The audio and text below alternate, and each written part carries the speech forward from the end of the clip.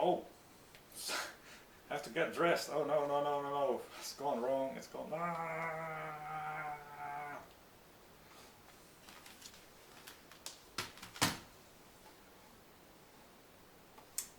Back soon. Sorry, sorry.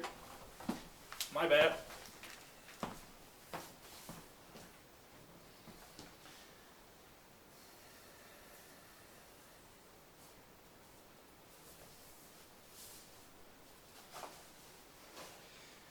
Nudity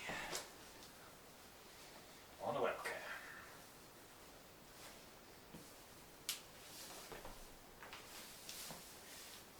That's fine.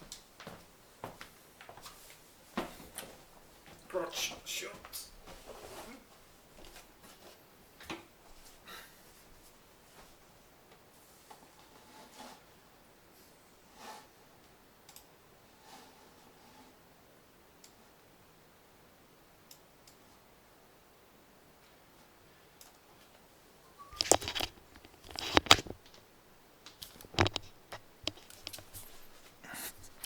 So, yeah. Webcam was very useful to see myself in my non-sweat approved clothing, so I had to get out for a bit. The object of today is to have a look at what we did a couple of days ago when I did 100 laps, because I'm special. And see how that went. So if this hasn't failed, obviously all the streaming equipment and all these webcams, they decided to start the day with completely different settings, so all my levels and stuff were messed up. This is yesterday, an overlay of my 2 quickest laps in Motec Telemetry to see if I'm content with what I'm doing, how it looks and all that. So yeah, this is the quickest lap. You see the map in the bottom right of the track. And how did I do? I tend to look at my inputs, because they are important. How does the inputs look? And especially the brakes and throttle, how smooth are we? And immediately I am fairly pleased with what I do on the brakes. You see there is if I zoom in on turn 1, braking for turn 1, I apply the brakes suddenly very hard and then gradually releasing it as the speed drops off and the downforce drops off, so I avoid inside tires, front tires or all tires locking up. Very smoothly off the brake all the way down to 0 brakes, and then very little idling, and then on the throttle again smoothly, and then between turn 2 and 3 there's a little lift, then I'm back on again. I wasn't totally happy with my line there through the Senna S's, I think they are called, but overall that brake trace looks very good. And then at the end of that next bit, arrive at high speed, and again nice suddenly high brake pressure, letting go a bit suddenly here. And if you recall, there was a bit of like washouts that I got when I entered the turn, and initially I got a lot of rotation and then a bit of a washout, a bit of understeer, and this could be the culprit. See, I'm off the brakes suddenly here. That tends to mess up the car, and throttle application is nice and smooth, but being too sudden off that brake pedal can be an issue. And the next braking zone is over the hill here. Super fast right-hander that we didn't get right, and I have a little bit of brakes here. I don't know if that's actually needed or not, probably not. Long braking zone, applying the brakes. Actually the map is confused. There is an offset issue with if you do a lot of laps, this telemetry plugin gets confused where the lap starts and ends, and obviously I'm not braking at this point, I'm already in the corner, so I'm afraid we cannot use the map properly with having done so many laps. But still, the braking zone the brakes look okay, fairly pleased, throttle is fairly smooth, and just to compare that to the single quickest one but quickest lap.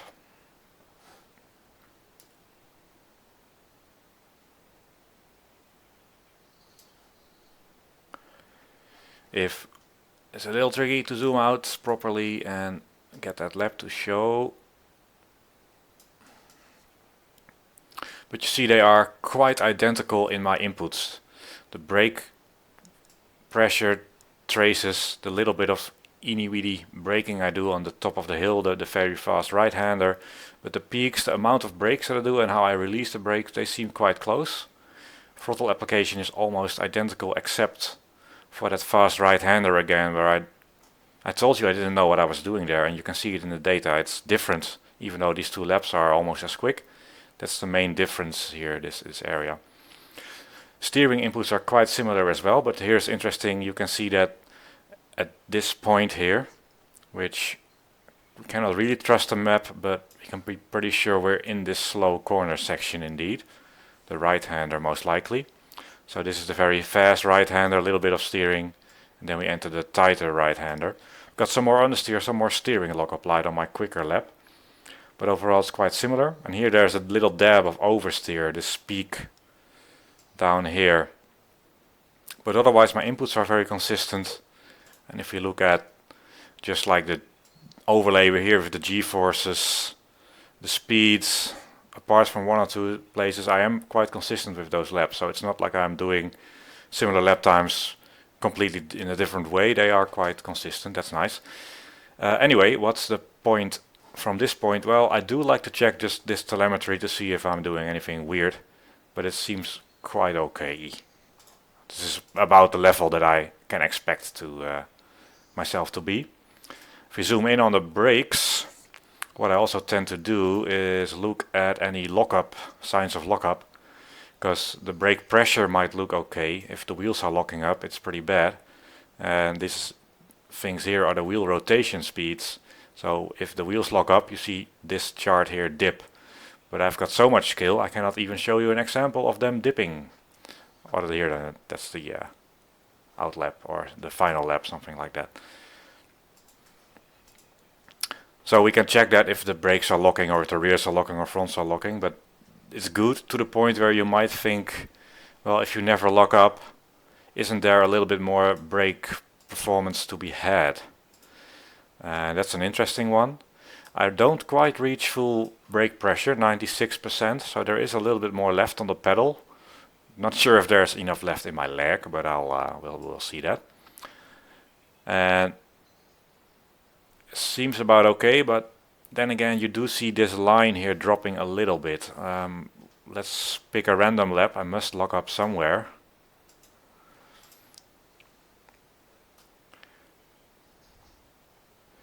I'm looking for dips. Here is one apparently. Okay, that's an example. Where am I? As said, this map isn't quite trustworthy anymore, but wherever I am here, I'm locking the tire almost. So here's my brake pressure here, and there's my rotation speed of the front right. It's dropping and it's 0 here almost.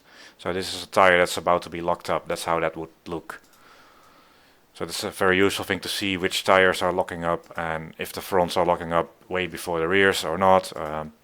If there are like spikes here in this chart. But that seems okay, and I don't think I can get away with a lot more brake pressure. Perhaps I can release it a little slower. I'm not sure if I'm quite at peak braking here at half the pedal force.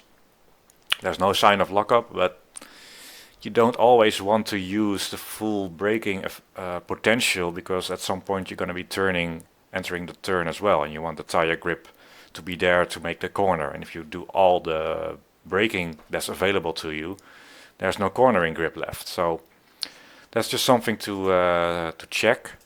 But overall, this is a sanity check. Have I done something weird? Even like these charts for the pedals. Am I reaching 100% throttle if the calibration has gone off, which might happen on some pedals? Then you might see yourself reaching 99% throttle instead of 100. That's instant time loss. So that's just a sanity check to see if all that is good. I'm going to change the setup. I don't know exactly in what way yet, but we'll see. Let's just see if I'm streaming. Yay, people watching! Whee! I'll be driving soon, guys. I'll be driving soon. Just more analysis, pretending we know what we're doing here. What was I saying? Yeah, changing the setup. I want to look at a couple of things. Here, ride heights, and then go back to the lab to make sure I'm looking at the lab. I am. There's a little offset there because it's confused. So this is the start of the lab, front ride height, rear ride height, and the roll of the car as well. And you might be thinking, why is the ride height negative? Is it some magic that my car is below the ground? No, this is measured at the axles. I do some math inside Motec. I got lots of custom calculated stuff, and well, there's an equation there that does something. You see the ride height in the sim is measured at the tray, like the wooden plate underneath the car, which is not quite at axle level. And typically when you look at vehicle dynamics and aerodynamics, you want to know the ride height measured at the axles, like where the tires are touching the ground. And if you imagine a rear ride height that's quite high and a front ride height that's quite low, the actual wooden plate would not be touching the ground. But if you would extend the wooden plate to the front axle, it would actually be below the ground. Hence why these ride heights are negative, even though they are just about barely positive when you measure them at the actual wooden plate. Why is this somewhat important? I would show you if this was cooperating. Here we are. I'm the biggest cheater in the game because I created the aerodynamics of this car, and ride height is important for a few things, not just for your overall downforce, but also for the balance of the downforce. And if anything, that is more important, because if you have a lot of downforce and it's all acting just on the front tires, it's going to give you major oversteer. And if you have a lot of downforce only at the rear tires, you're going to have understeer. So where is this downforce pointing? Is it in the middle of the car, 50% on the front and 50% on the rear, or something else? And those ride heights are very important because they decide where the balance of the car is. So in the spreadsheet here, I have, I think, the same wing settings as we have in the game. Sim. Oh wait, no. 33. I believe these are my wing settings, not entirely sure. But you'll see that with the front ride height of 0, which is this column, so we're here, and the rear ride height of 50 millimeters, the balance is 46%. So 46% of the arrow is on the front tires. But if we raise up the rear, it's not super sensitive, but you see the balance move forward. Now, of course, this is just taken from, I just pulled this out of, well, you can imagine where. There is some data for like GP2 cars that I've seen. This is all a bit, we never really know what a Formula 1 car has for its pitch sensitivity. But anyway, if the rear ride height goes up, the balance moves. And it's quite a little bit more sensitive to the front ride height, right? So if the front ride height is at 20 millimeters and the rear ride height is at 50 millimeters, I only have 43% of the downforce acting on the front. And if we then lower the front to the floor, we have over 3% more downforce acting on the front. And the downforce is so great on these cars, especially at high speeds, that is quite important. And going from 43 to 46% is enough to give you a lot of oversteer. So back to the setup. Why is that important? Well, you can have some influence over the rear ride height, especially the front. You kind of want the front to be as low as possible, because if we look here at the overall downforce, we want to be somewhere in this area where it is lots. And you can see if we get too high, we lose some downforce.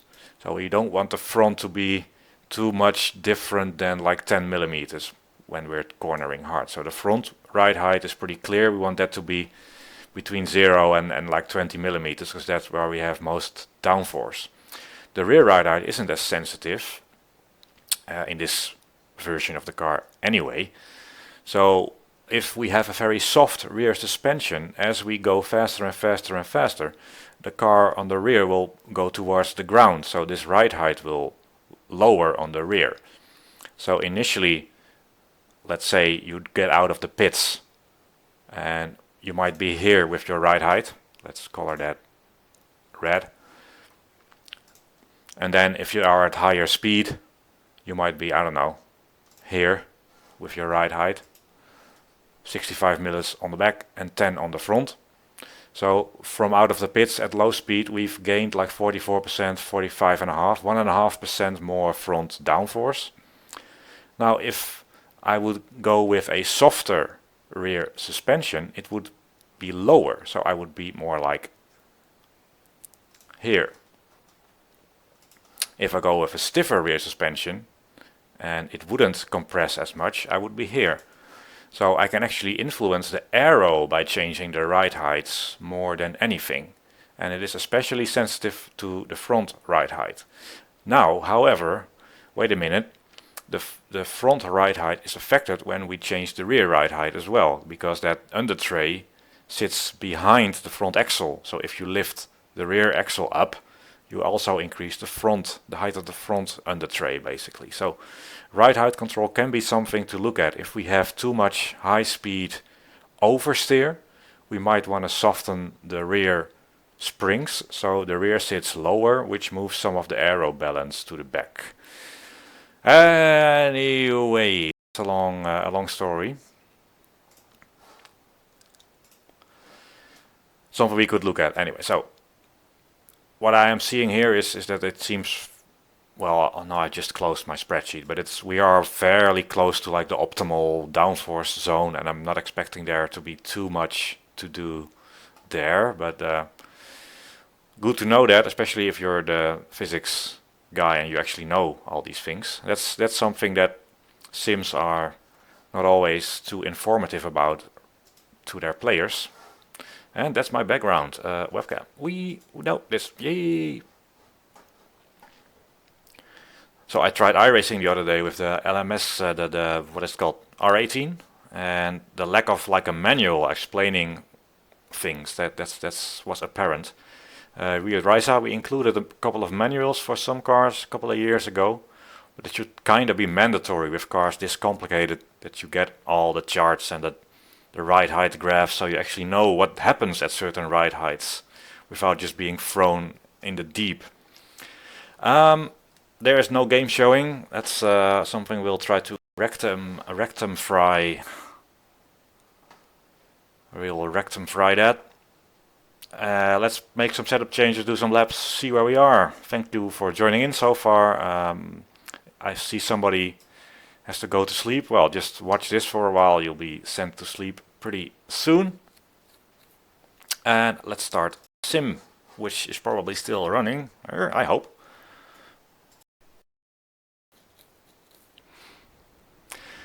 Woo, yeah, so this is what I had yesterday, except for those tires that keep reloading. It's probably my fault. Let's make some changes. What was the problem? Too much oversteer out of the slow corners, mainly because of my right foot, perhaps a little bit because, well, of the setup, naturally. And at high speed it was probably a bit, oh, I'm picking my nose, but you know, that's not used to this yet. At least I wasn't like a finger in. Just scratching, it's just a scratch, no pick. Watch Seinfeld, it's good. Anyway, out of the slow speed stuff, and what I would like to do is reduce the rear anti-roll bar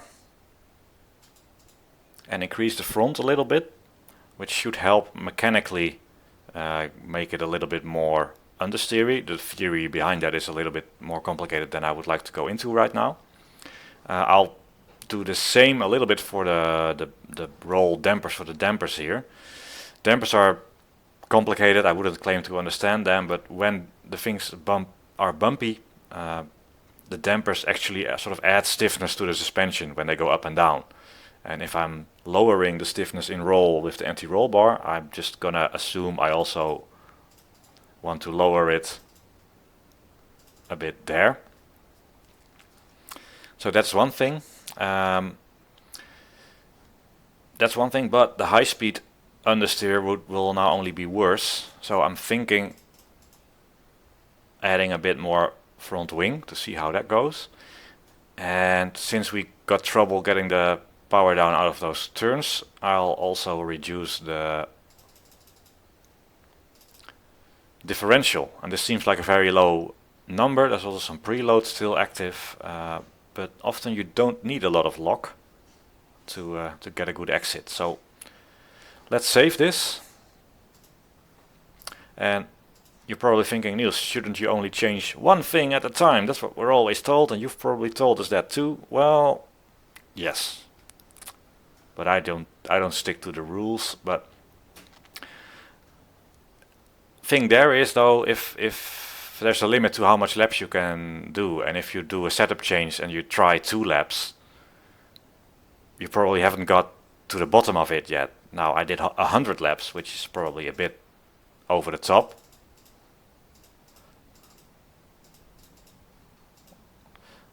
But you see what I mean. If you have to spend enough laps on the change rather than just a couple of laps. So I'll do a few changes that I know will go into the direction that I think that I have to go. I'll just do some laps now and see how it actually feels and how that gets on. Yep. Yippity yap yap. Okay. Oh, and what's new? I got some pedal bars back.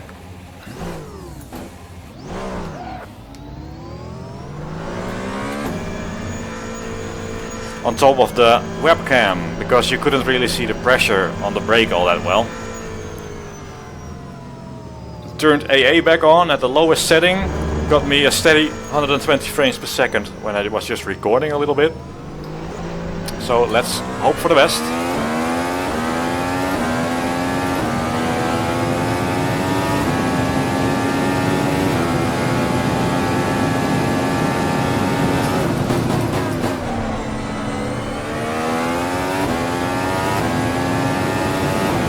Not forgetting we're on a new setup. You never know if you went too far.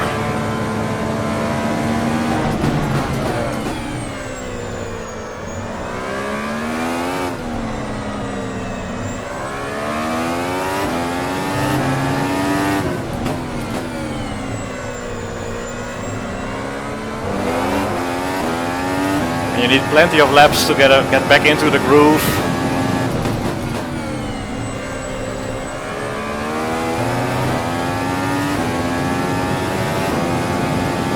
I need plenty of laps anyway, I guess. Gregor Hutu doesn't.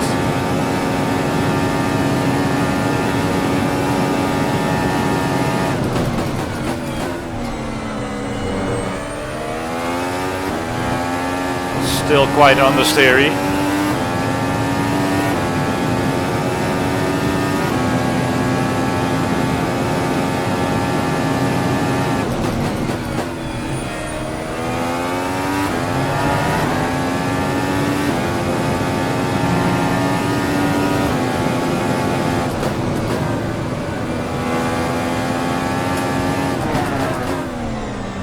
Might be that indeed in the fast right-hander there I need a little bit less steering lock to try and force the car.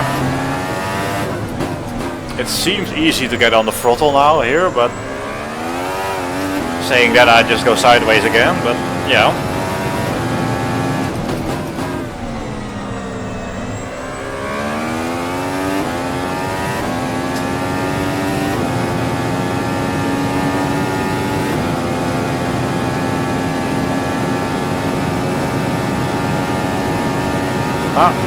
Slower, failed car setup.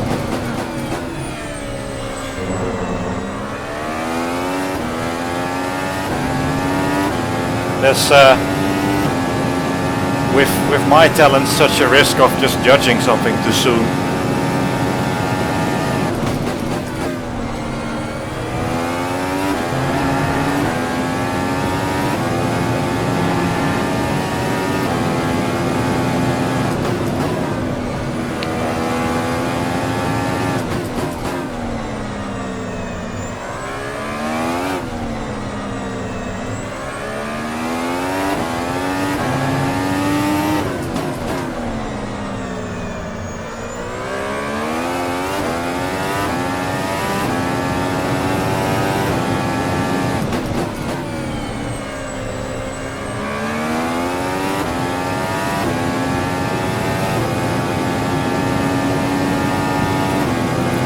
My left foot has to wake up to the idea of having to do work again.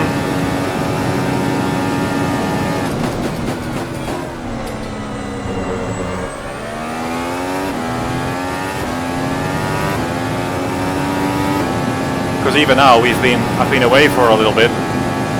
Am I feeling the change in setup, or am I just fresh again? Very, very easy to fool yourself.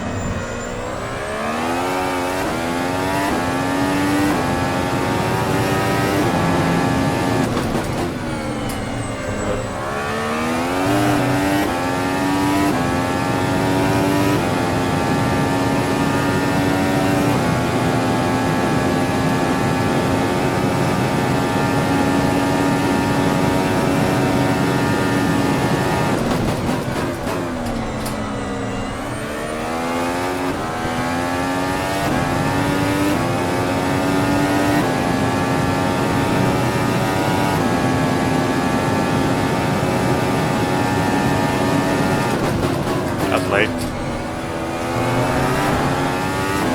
Okay, well.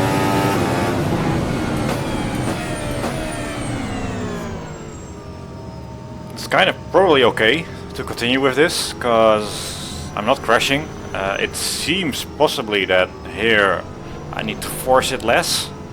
And also when I went full throttle here in 6th gear, it was a little hairy sometimes. I seem to have not a huge amount of trouble getting the power down here in the 3rd gear exits. And overall it seems a little bit more behaved. Which could all totally be due to the fact that I haven't done 100 laps. I'm not sweating too badly yet and I'm still awake. But not too terrible. So I think that's the basis to continue. I'll just go look at chat real quick to see if anybody's complaining about something. And then this will probably will have to be the setup for the next 50 or so laps. Join the fun! Pause.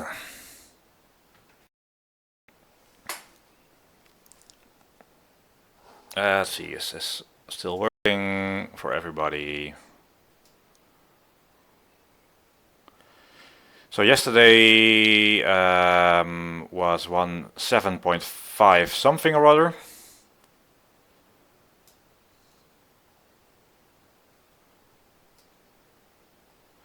The spreadsheet is, of course, my development tool for the physics.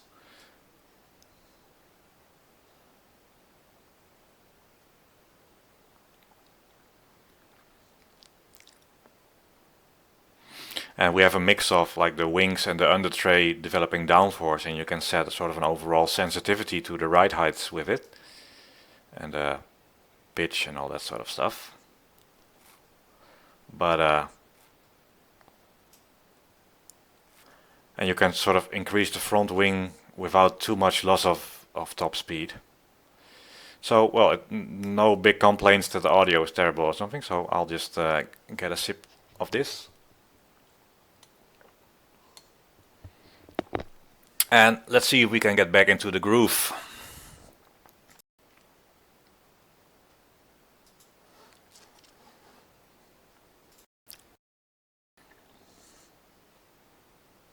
Oh yeah, whenever I get back the mirrors are messed up. Escape. Not too bad. Save, just in case I didn't. Yeah. Many laps, why not?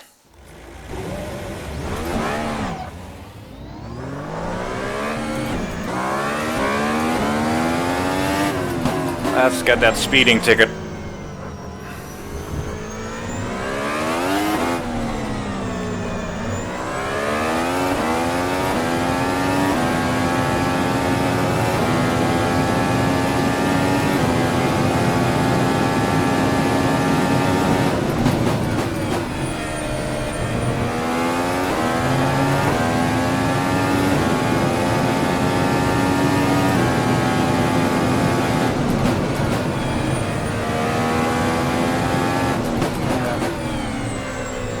So the tire wear is off, but that doesn't mean they work instantly.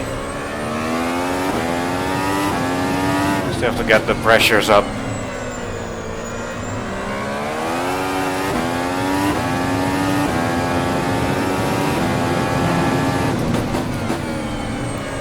Brakes up to temperature, that sort of thing.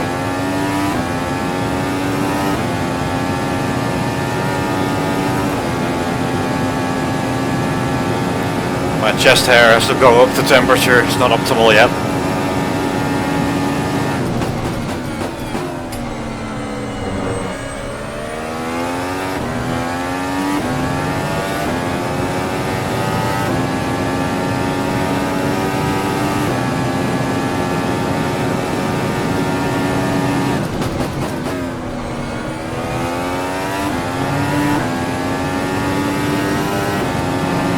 Randomly trying the DRS button. No idea what I'm doing.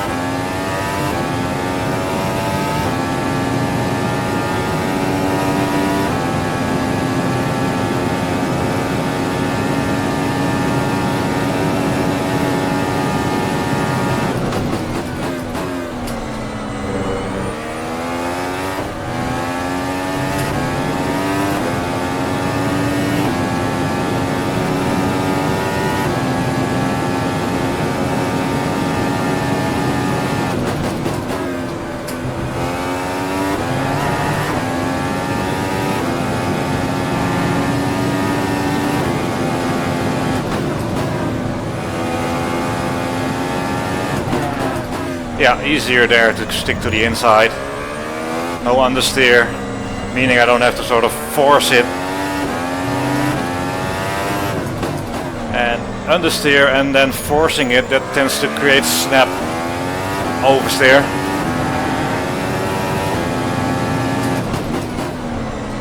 So a more neutral or oversteery car will probably have a lot less snap oversteer than an understeery one, just because you don't have to fight, and it will just be neutral or oversteery with minimal inputs rather than with manhandling it.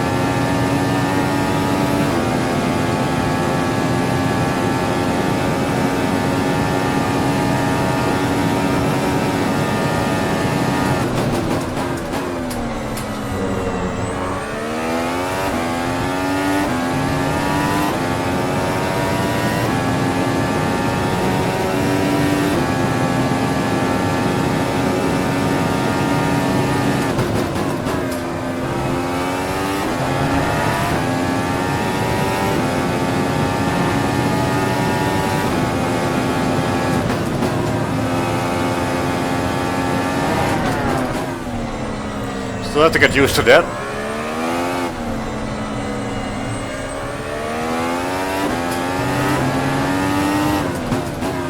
But my chances of exiting these slow speed corners without an armful of opposite lock have increased.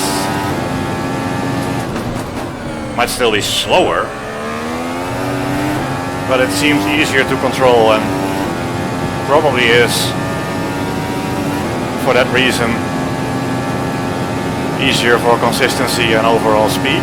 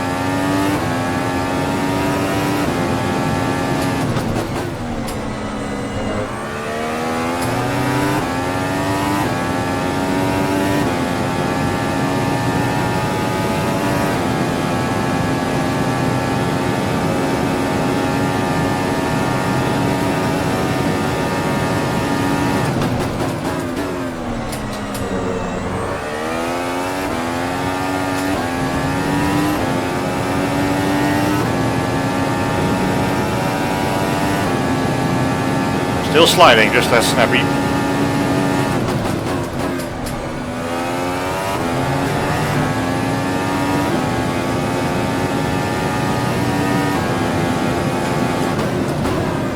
To relearn this.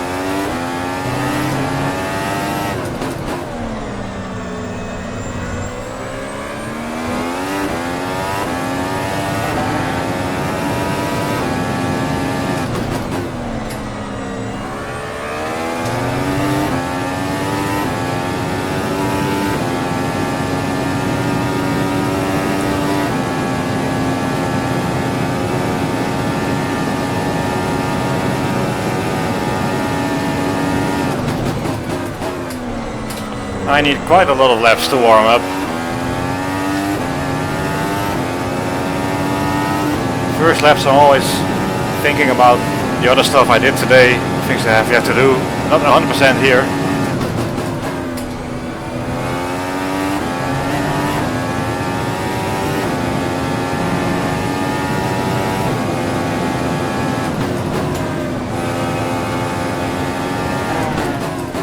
And I'm thinking if I don't want it a bit more extreme,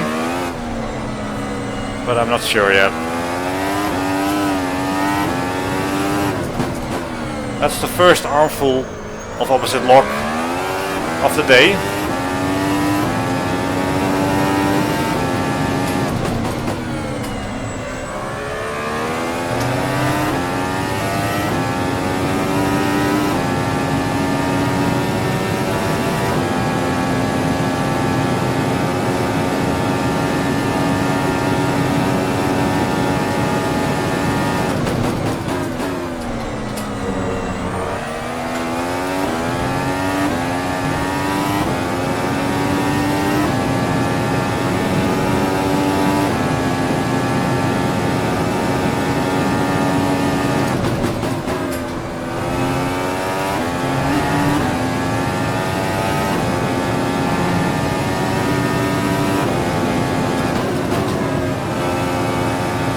Bit of understeer still there, but then again quite a bit of oversteer in the first turns.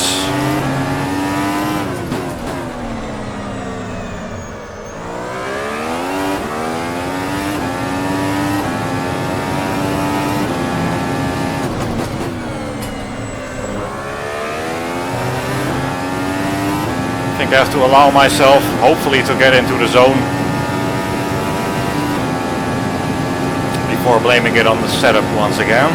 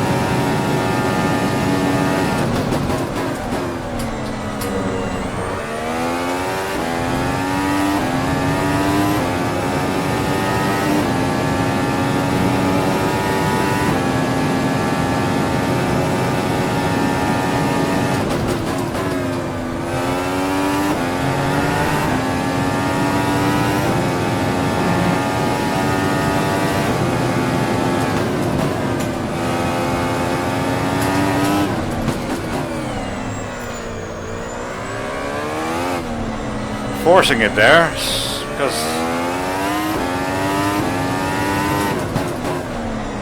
it's a combination of that my line there just being different every lap, my entry speed different.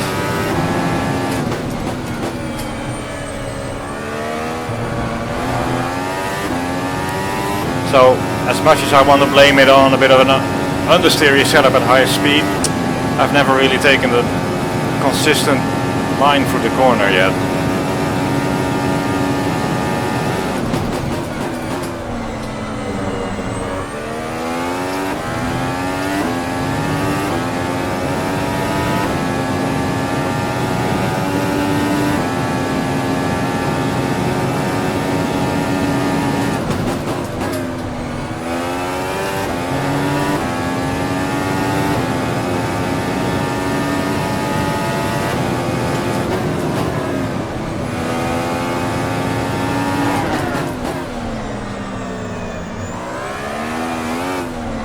It's a difficult corner.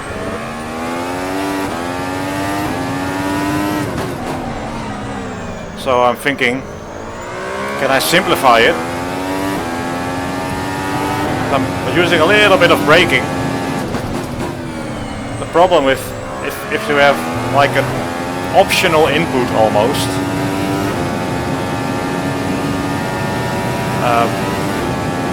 everything you do is inconsistent because you're not a robot. It's different every lap. So if I can avoid doing something,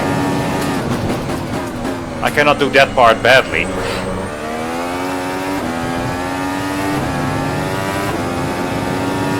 So if I just focus on trying to lift and downshift,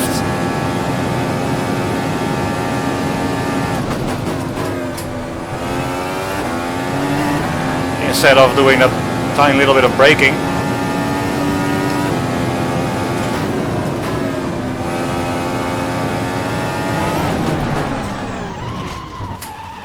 it will go much better.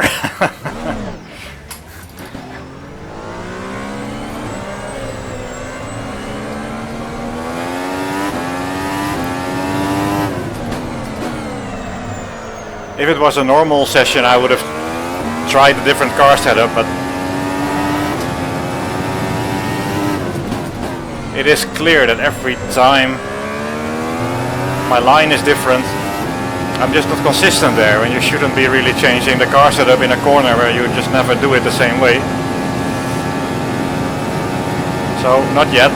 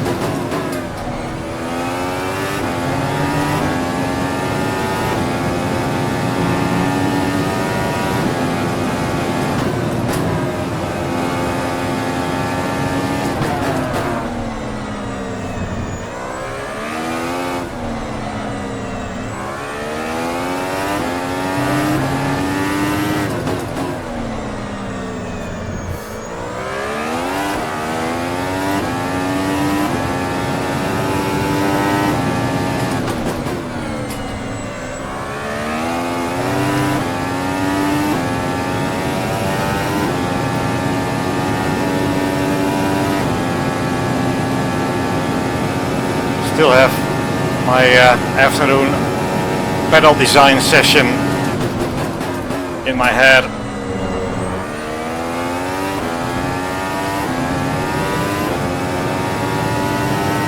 Not focused completely.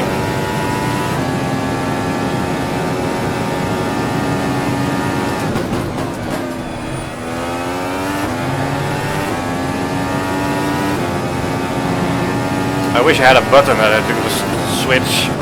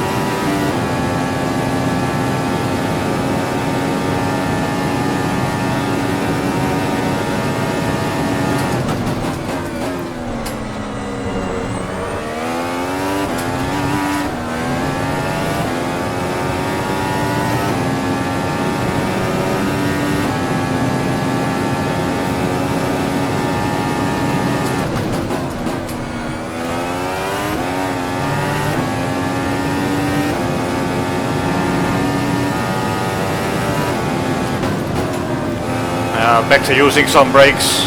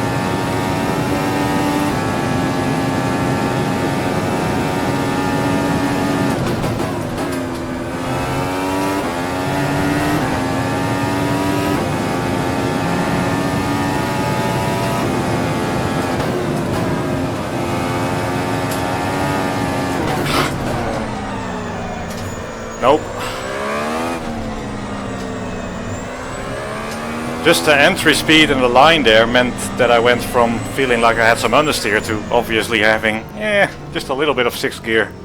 Totally in control oversteer.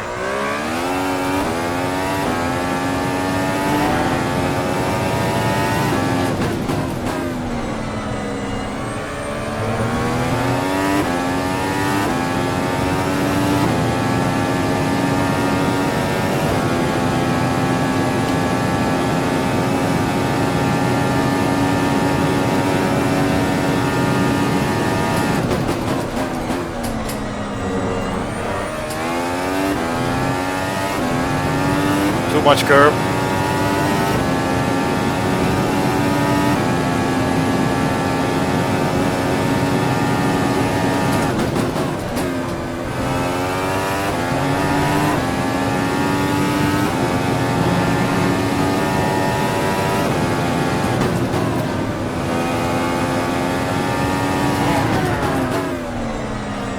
Well, let's keep it in 7th gear there instead of going up to 8, because it doesn't seem to make a whole lot of difference.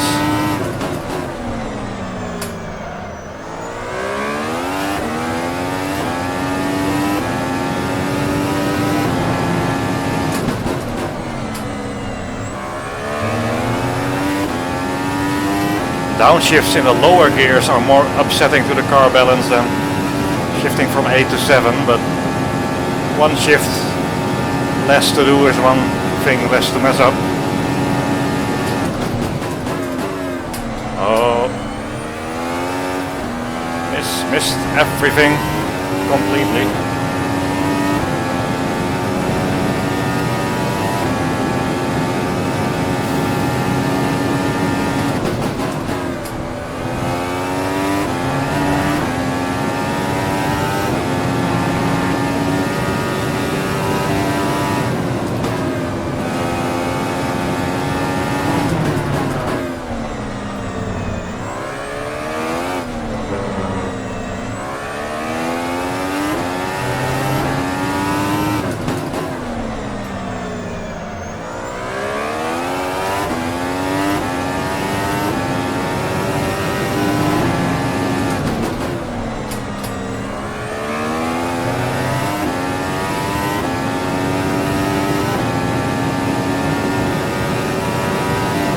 We gained on that second split from the first.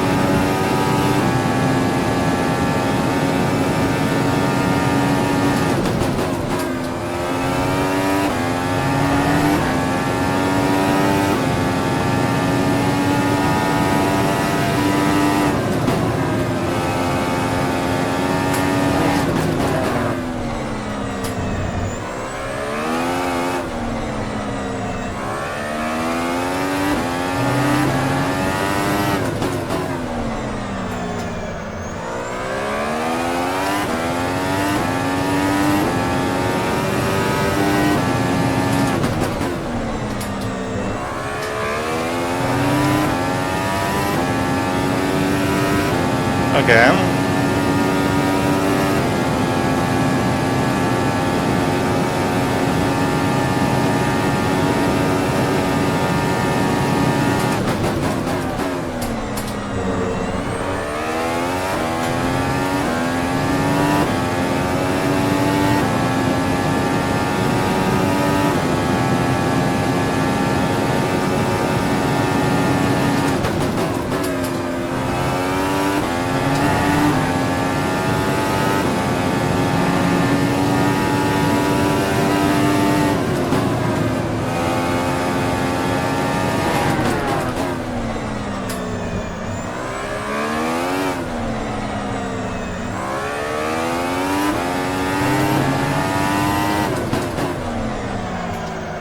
Watch out.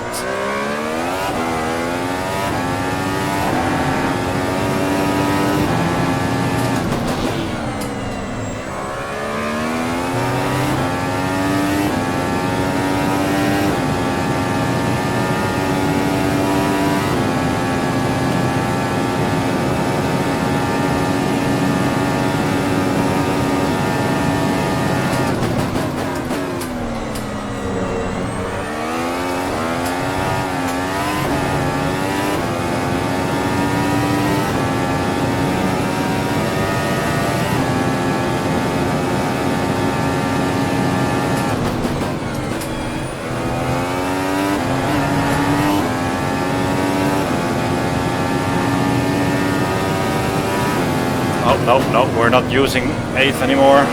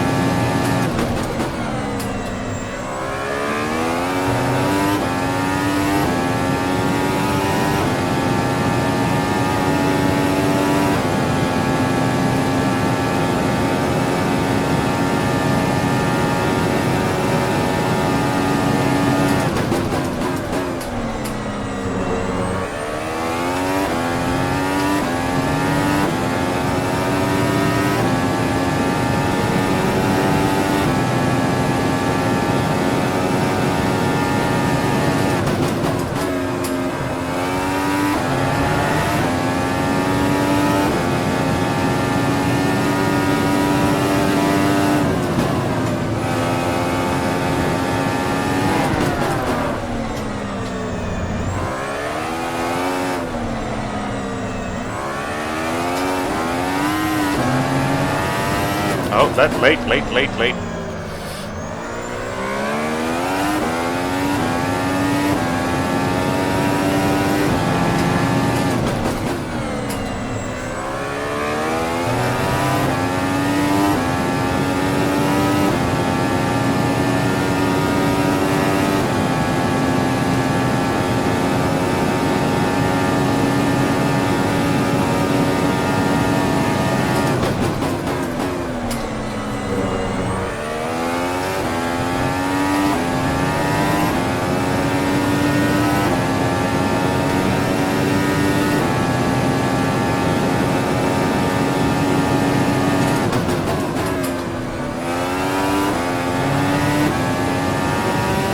Harsh on the throttle, but in 4th gear.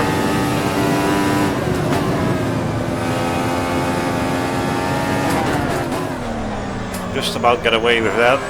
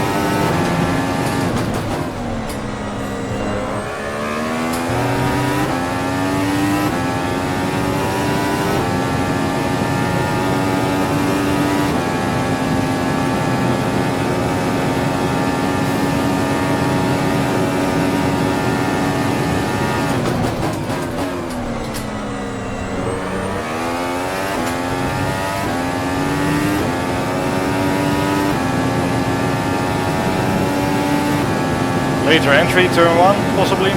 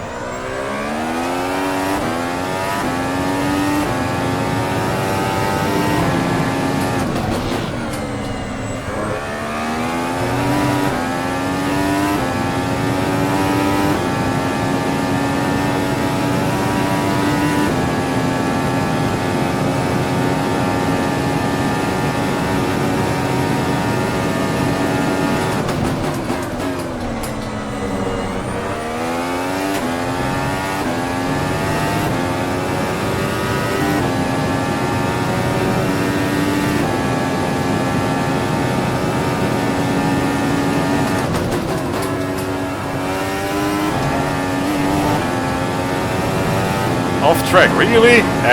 Obviously.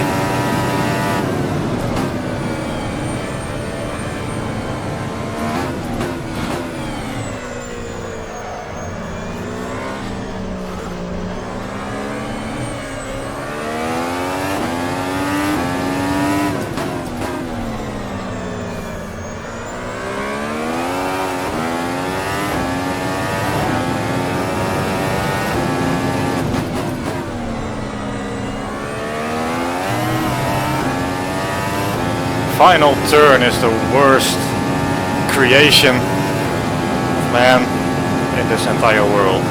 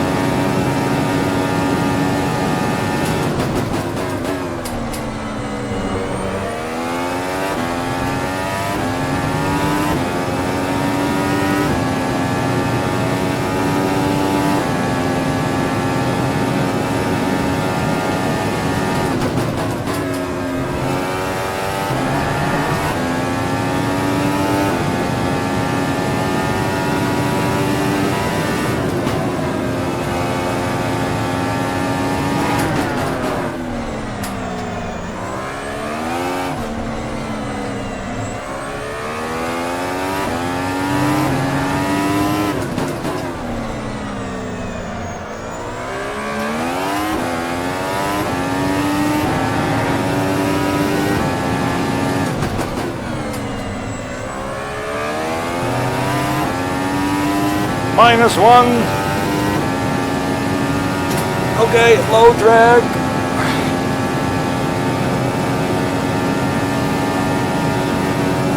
Ah.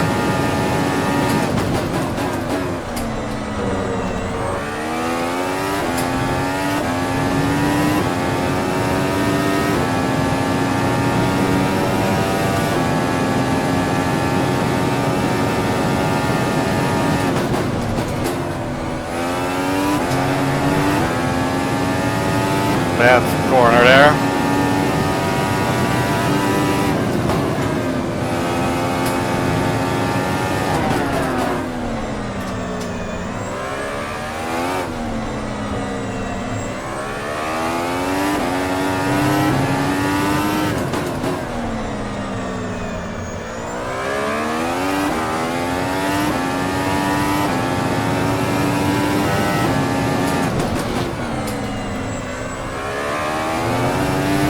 Well, what do you think? Is the screw up in the last corner more than 16,000? Yep. Much more.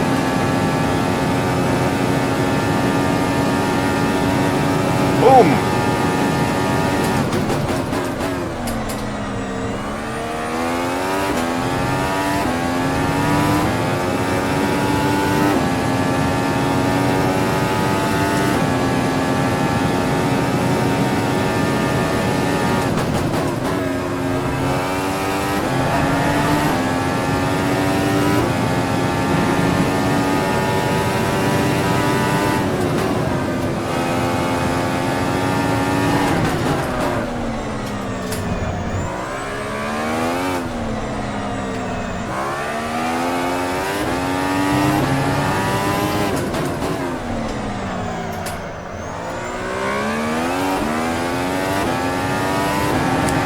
Poor combination there.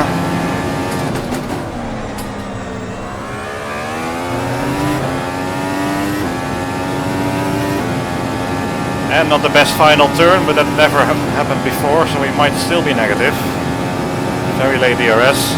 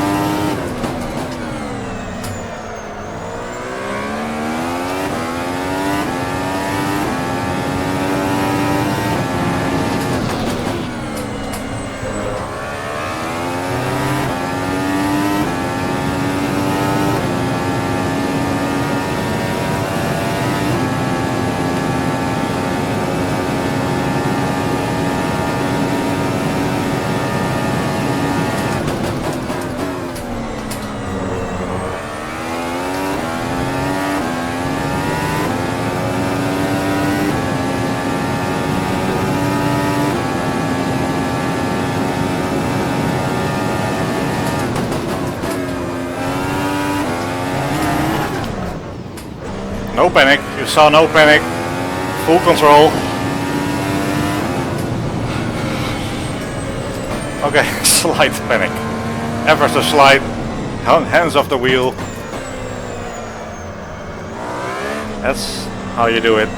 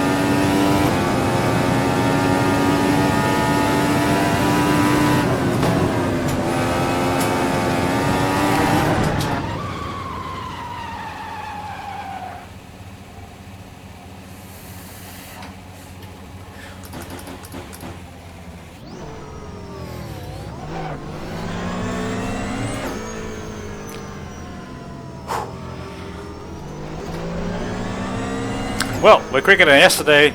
Better setup. Thank you for watching. Bye bye.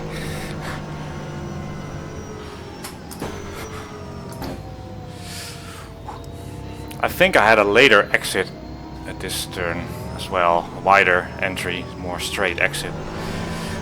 I still have some issues getting the power down, and if you manage to have more of the turn done before you go on the throttle, that's better.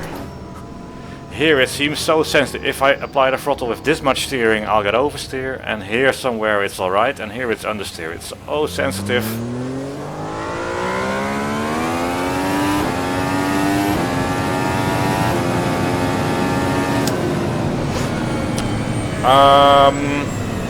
Yeah, oh, sorry, rip.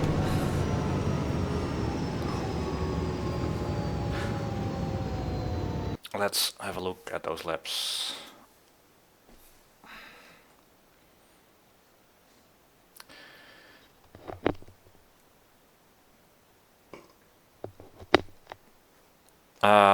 Yeah, how does this game work?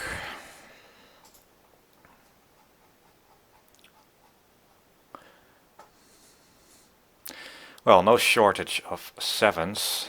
9966. Oopsie. 986685 6656 664.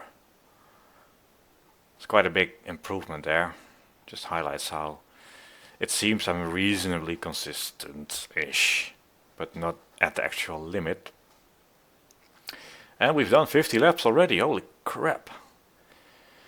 What shall I do? Obviously there is more in it just by driving better.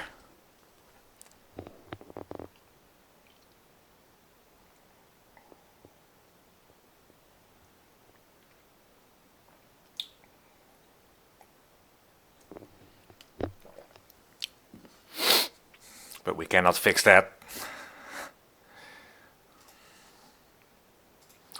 Yes, alright, save. And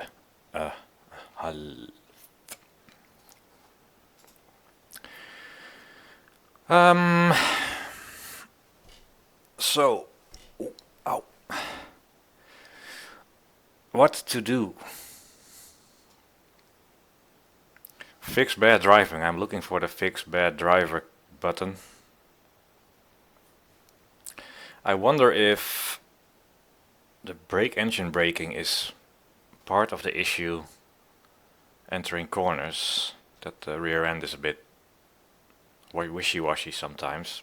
I don't really think it is, but I have to remember how this worked.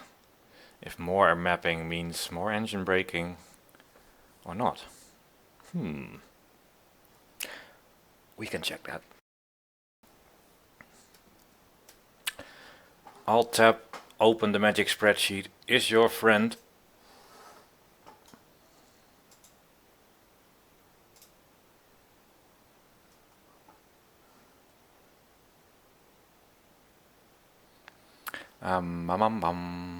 Engine.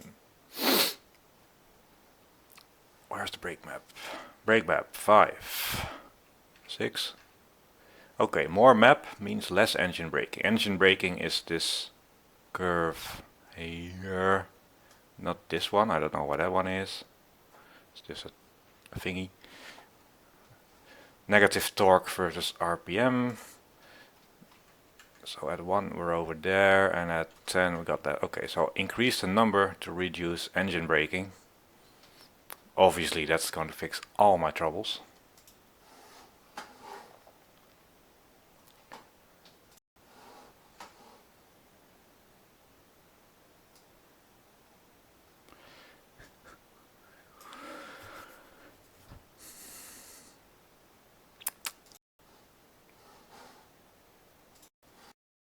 But it's worth a shot. Only goes up to 9. Things should always go up to 11, shouldn't they?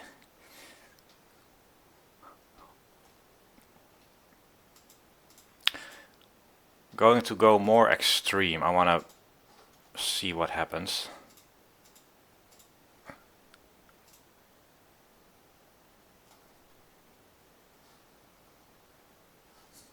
Random clicks, that's how you do a car setup. Yeah.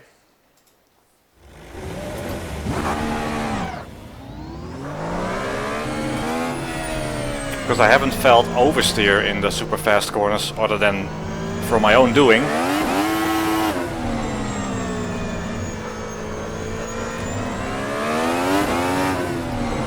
So we increased the mechanical understeer and aerodynamic oversteer. Again.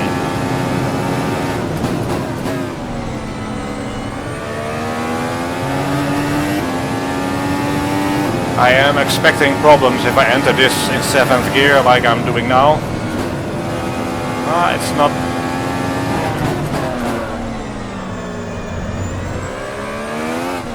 not necessarily.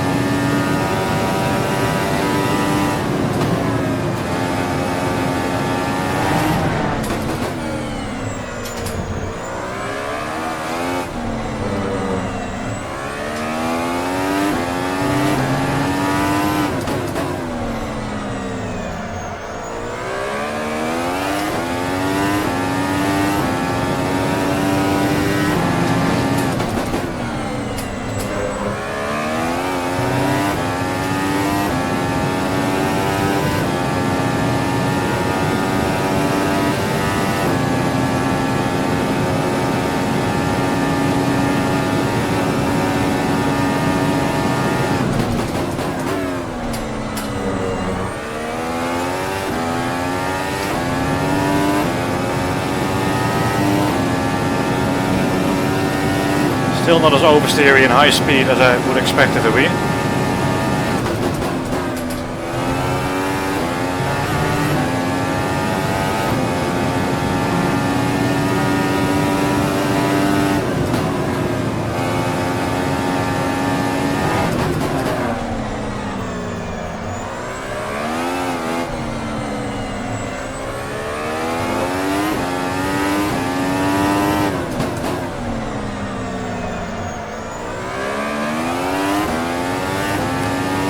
Inside front becomes easier to lock.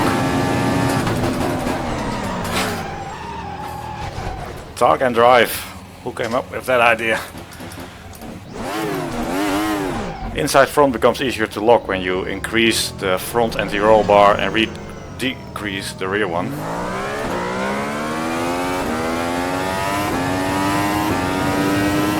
It unloads the inside front more as you start to turn in.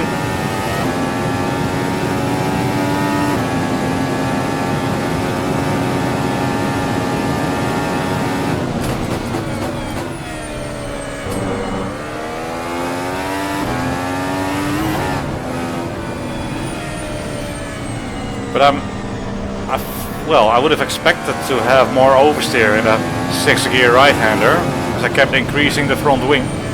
I know I've also made it mechanically more understeery, but I would assume that at those speeds the aerodynamics would have been more dominant.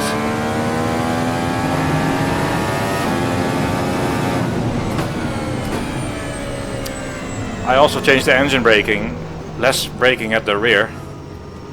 Depending on a lot of things really, but possibly. So perhaps that's why I locked up the front.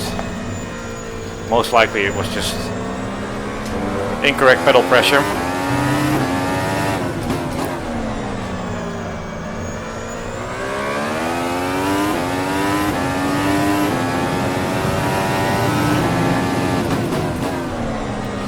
So what I'm gonna do is cheat again. Ooh, what? He says. Even more? Yeah, why not?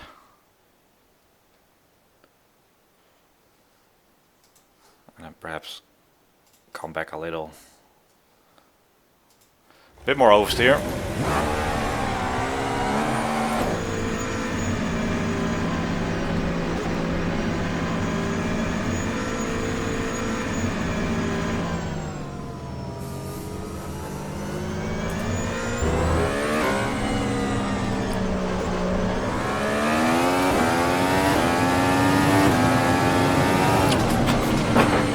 A bit.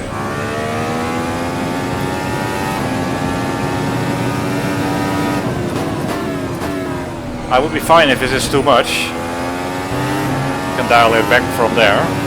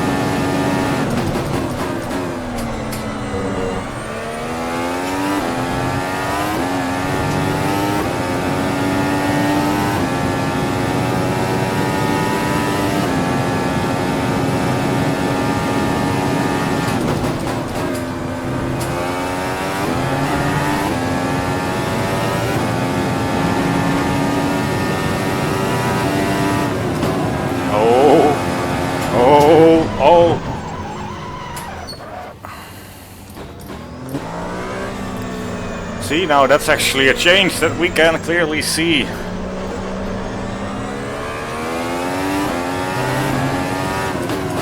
How's Brazilian healthcare? How are the hospitals?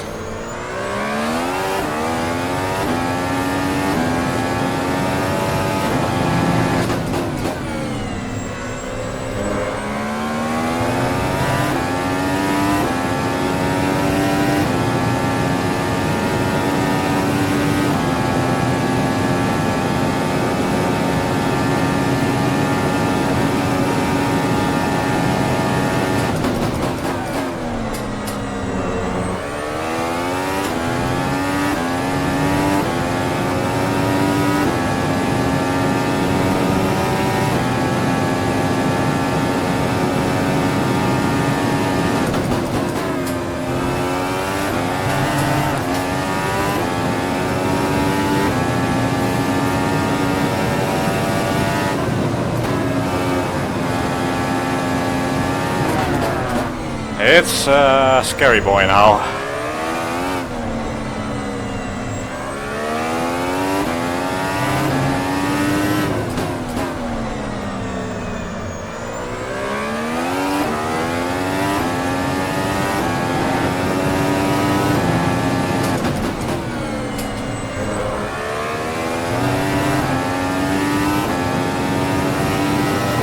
Less oversteer out of the final turn so far. I think just because I apply less steering lock since it's more oversteery, and that somehow avoids oversteer.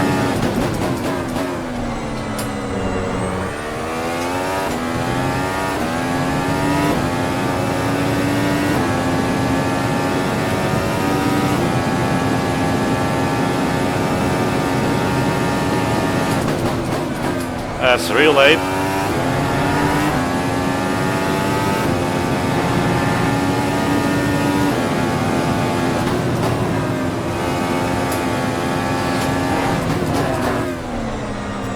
It's starting to go in 6th gear.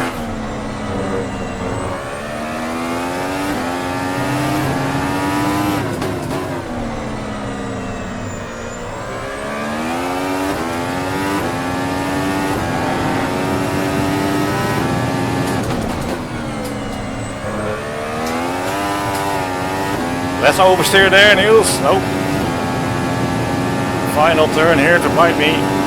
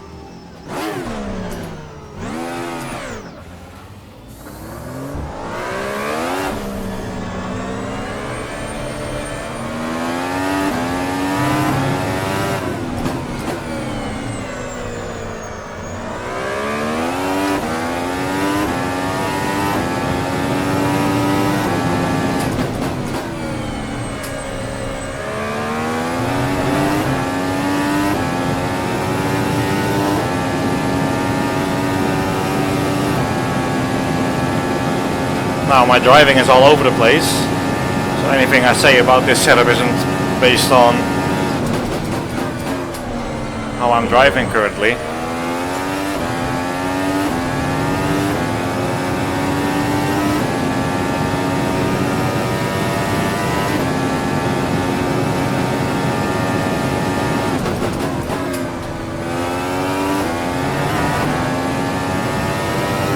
Feels pretty good into and out of the slope corners.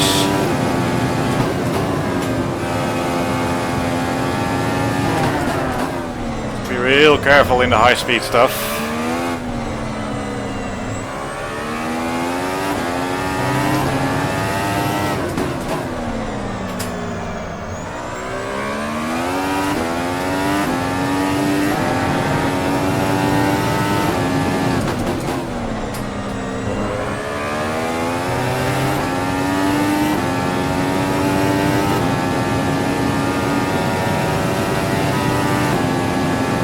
Whereas the previous setups I had to be too violent in the high speed stuff, so I had to change my driving.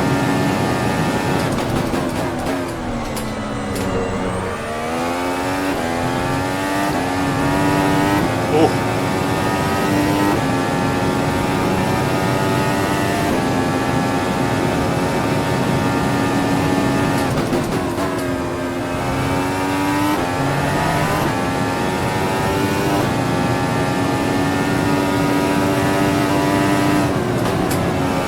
Just lifting off.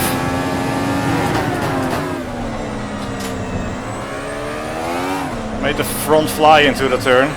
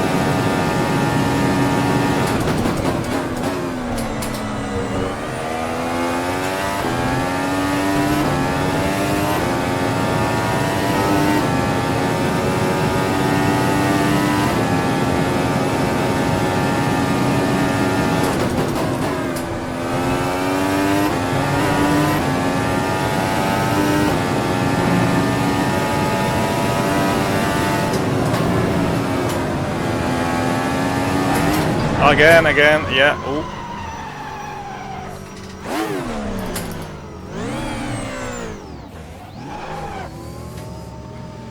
Okay, well, we didn't get it with this setup.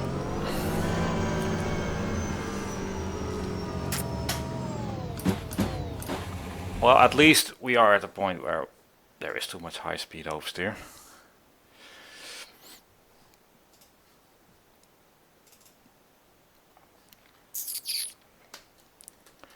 What else? I'm still thinking about that diff. It's always so a bit tricky.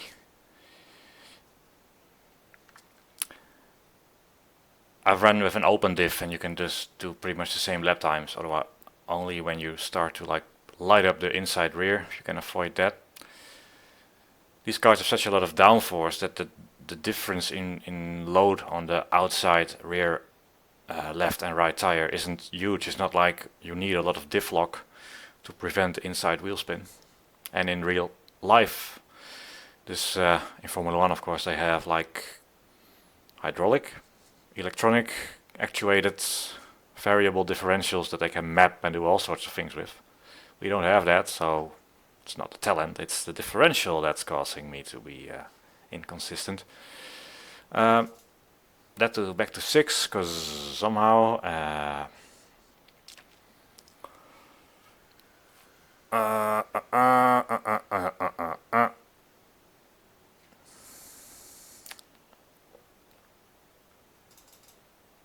less, because less is more. The rest, let's just keep it. See, now it's more sort of a regular chore, or what I promised I wouldn't do. Change the setup, do a couple of laps, bad laps, inconsistent laps, and then change the setup again. My concentration is fading a little. But my braking seems to have improved a little bit.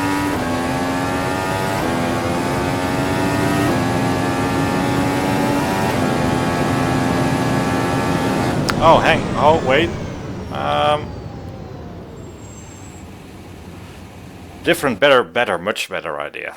At least worth 2 seconds. Back to 42. The answer is always 42. This might be okay, but I'll go back to 8, I believe it was. Remember the ride height stuff. Currently, yeah, I'm looking through my rim onto my screen. The third bump rubber, 9.5 centimeters. So the ride height is 10 centimeters. That means that 5 millimeters of telephone calls, 5 millimeters of suspension travel, and I hit the bump rubber. We can check in the spreadsheet to see what the be. Spreadsheets are fun. What would the consequences be if we change that? So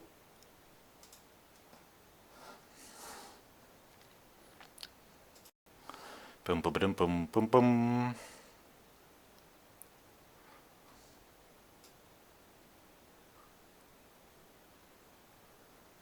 Did we have a spam in the chat? What? I bet wow, we've had our first. I'm proud. Back to here. The magic page where we have a front wing of 40, rear wing 32. I believe we do have that. Some random numbers. So this is at a high speed, 88 meters per second, like maximum speed. I'm not that interested in actually there. More like 250 kilometers an hour.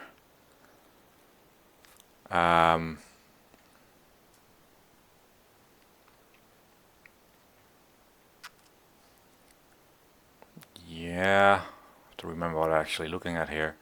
This is the most confusing screen of the spreadsheet, where we have the ride height of the car, of the front and of the rear, with this setup, which is a good thing to check. I think this is the default, yeah, 95, and I remember this on the rear. Springs are 80, yeah, I remember that, seeing that in game. Riders are the same, yeah, so that's all. This is the same as we have in game. We have the ride height going down as the arrow goes up. Zip. And this vertical line is the arrow load with 40 front wing, 32 rear wing at these ride heights, which are a bit, we're never really sure where we are at. Probably more close to the ground. See, we can change the ride height and it will look at the arrow map and actually apply the correct forces to front and rear. This is ballpark though, that's not too bad. And why do we have this? Well, first of all, when I make the vehicles, I want like the default setup to be alright and not bottom out. And here I can handily check my ride heights without actually having to drive and see in the telemetry if I'm bottoming out or not. So this is useful to plot all this. It's been a lot of work to program this actually, but it's nice. So in the ride height we have a couple of things, even the tire expansion, because if it spins it sort of it grows. That's calculated as well, and all the springs and bump rubbers. And here we see the front ride height at 0 arrow load would be about just over 3 centimeters. Then it drops from the arrow load, which compresses the suspension but also compresses the tires. So if I change the tire pressure, I'm not even sure if that actually works. Yeah, it should actually be 150, because that's the hot pressure. Changing the pressure will make the ride heights drop more from arrow load, because the lower pressure tire is easier to squish and it will reduce the ride height. So effective hot tire pressure is about 150. So the front ride height at this wing setting, at this speed, which is 252 kilometers an hour, will be at around 1 centimeter. And the rear ride height will be at about 7 centimeters, roughly.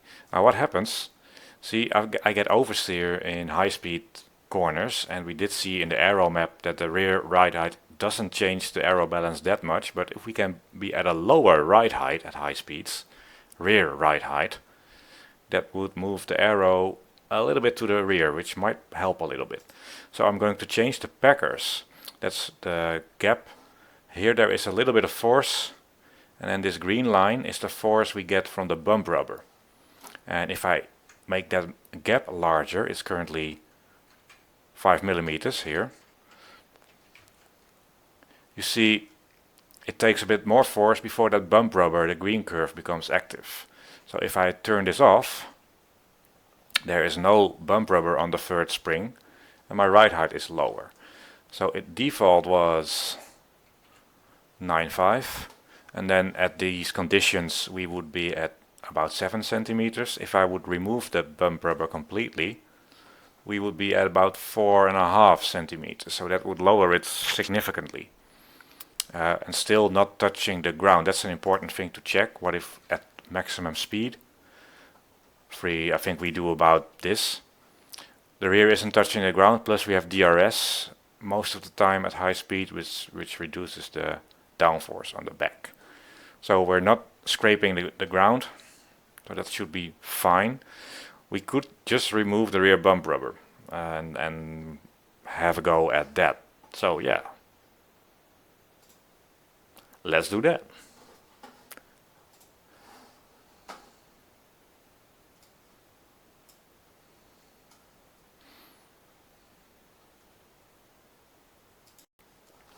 He says, if I remove it completely,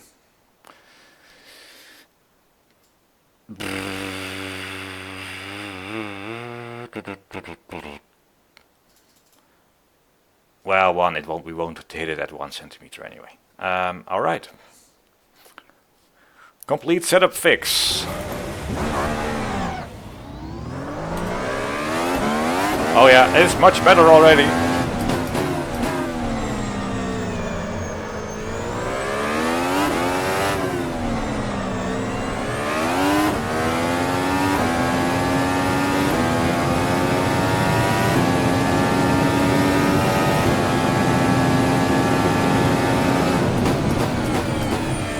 What I didn't do is reduce the damper as well on the first element, so now it's relatively harshly damped.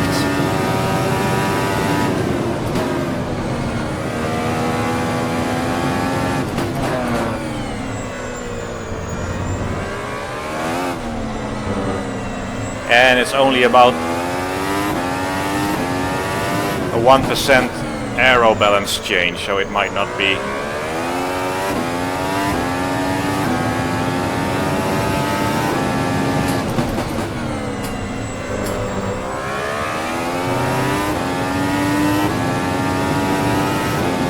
make that much of a difference.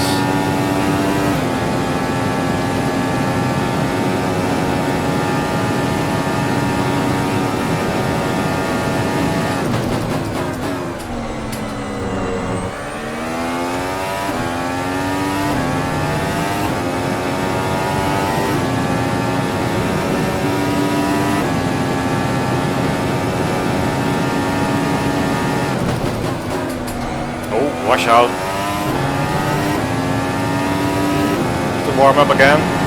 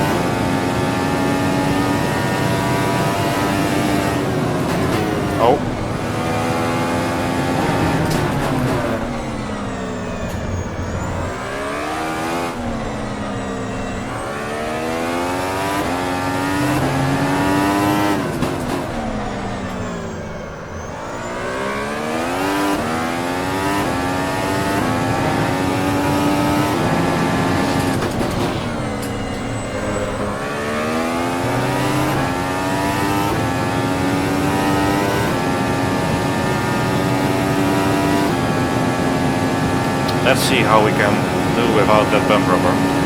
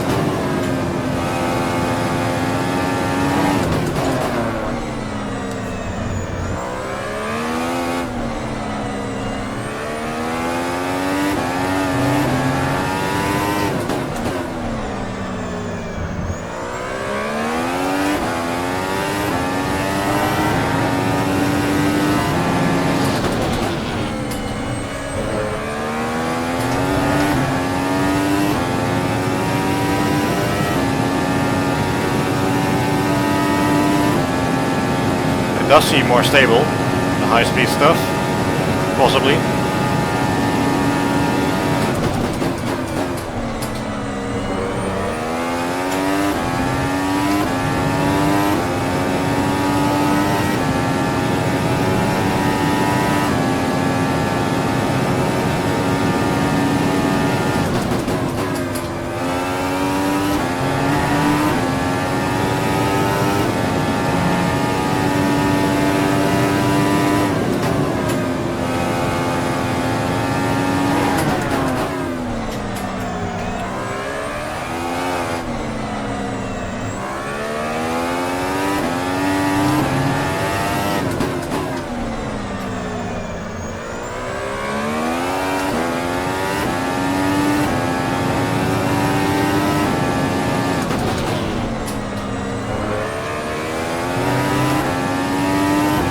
Messed up the middle sector.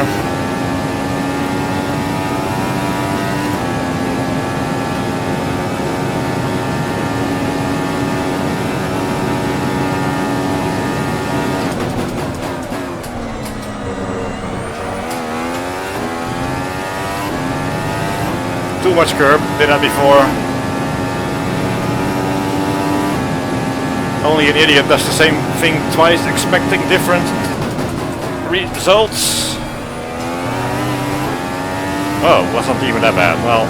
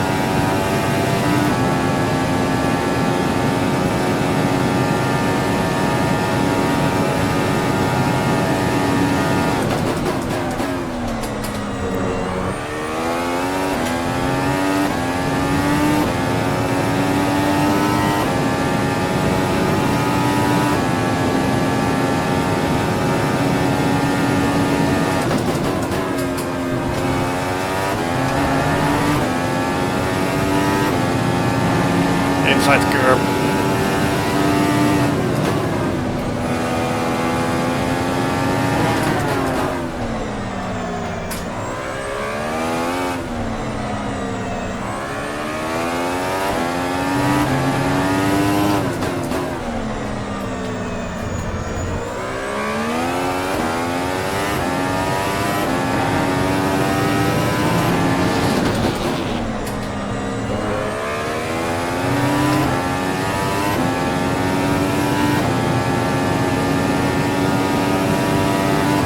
Feeling is in there though.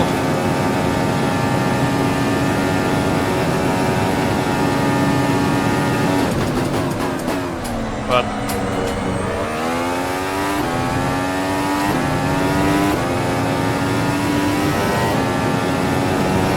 I messed up there in turn 1, but I do think I'm braking a bit better.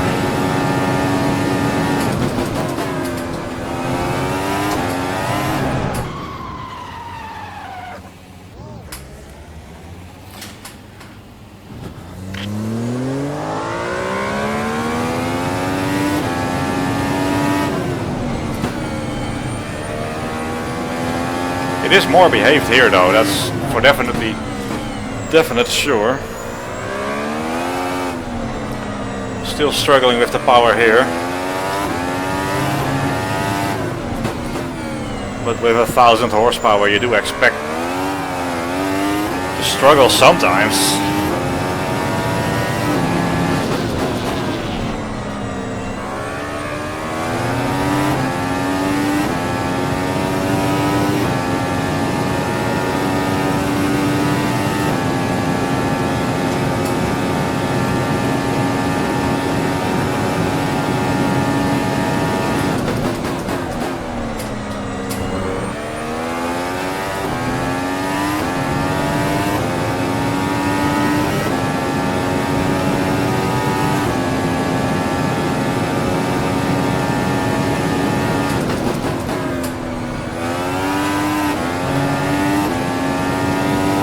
throttle instantly.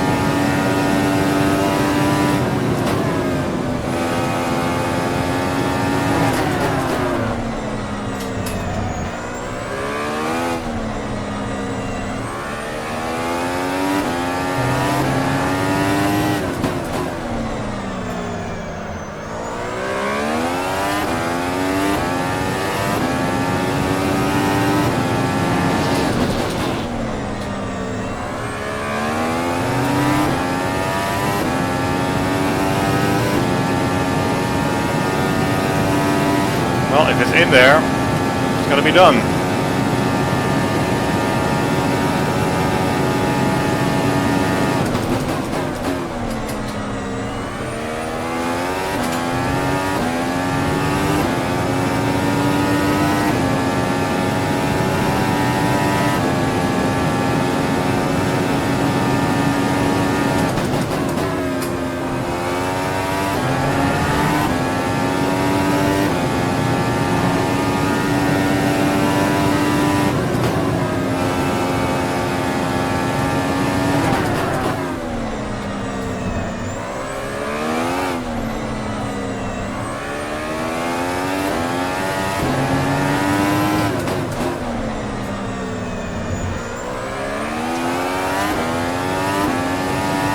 Little messy.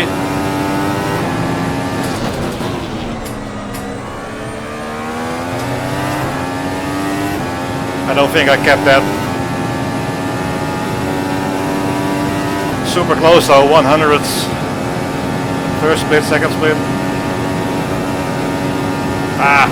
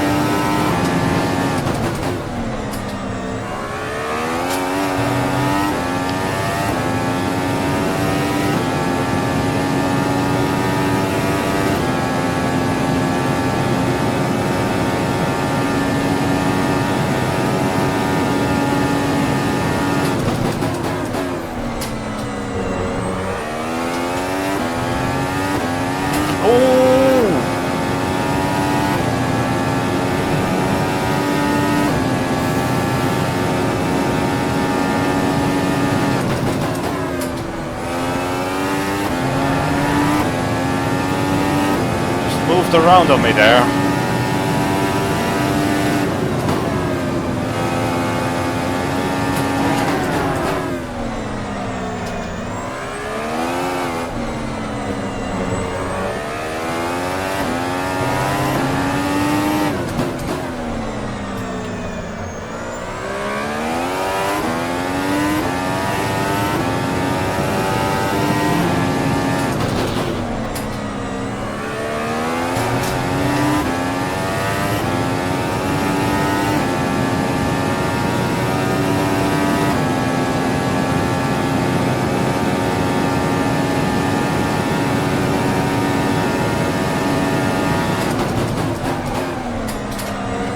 Late.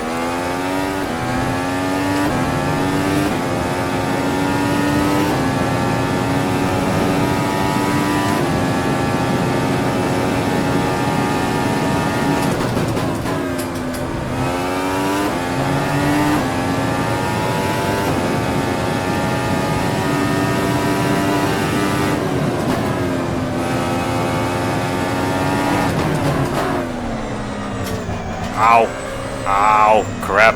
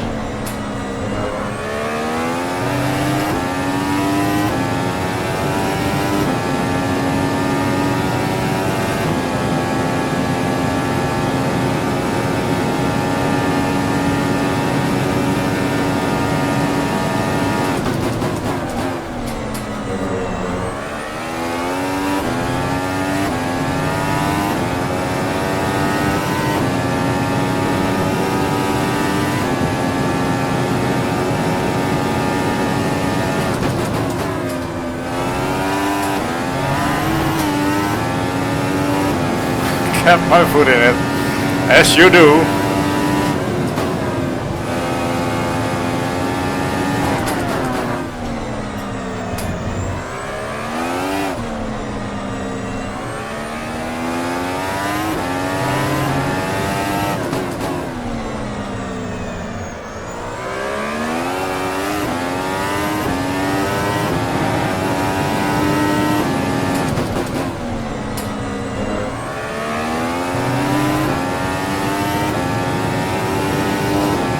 One hundredth of a second.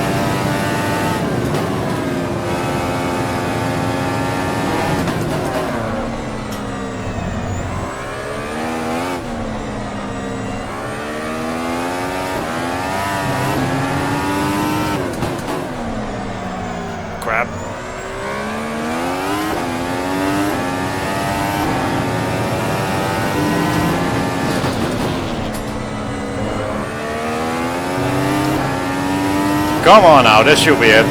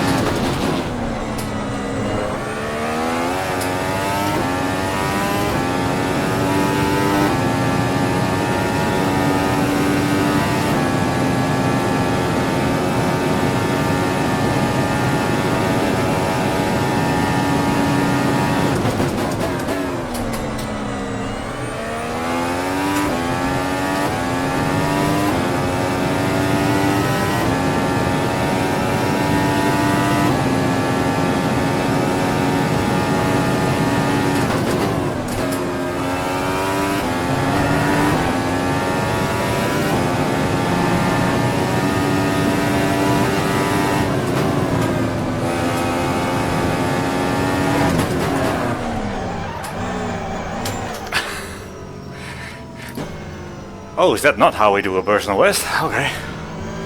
Well, that felt amazing. A couple of really good laps, relatively. And we got it in the end. But if anything, I just felt I was better on the brake pedal.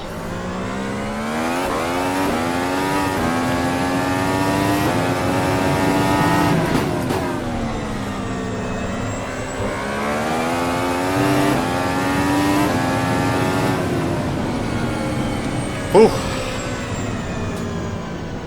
Let's save that setup. That's what made it.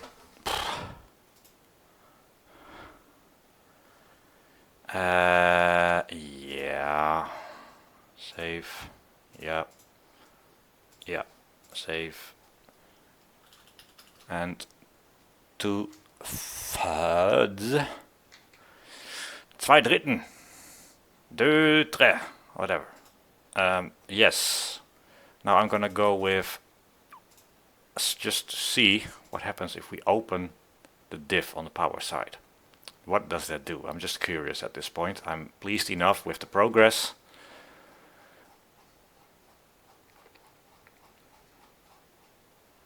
This run 7. This was a good run. I'm happy with that. And those as well. And that and that. Damn, it took a long time again. I mean, lap 90s, 95, 93. I like that on-off switch where I just start to drive at my best. As I get into the zone, I forget about, like I mentioned at the beginning, which you were hopefully not there, that I had things on my mind. I was doing some engineering today. I felt, oh, where shall I put that bolt on that pedal? And then you're doing 200 miles an hour for turn 1. You shouldn't be thinking about those things. Anyway, open power diff just to see if what that does to power delivery. I'm curious now because I still get some oversteer. It's far more controlled than on the first stream. I don't get like this dorifto stuff happening anymore. Better on the brakes.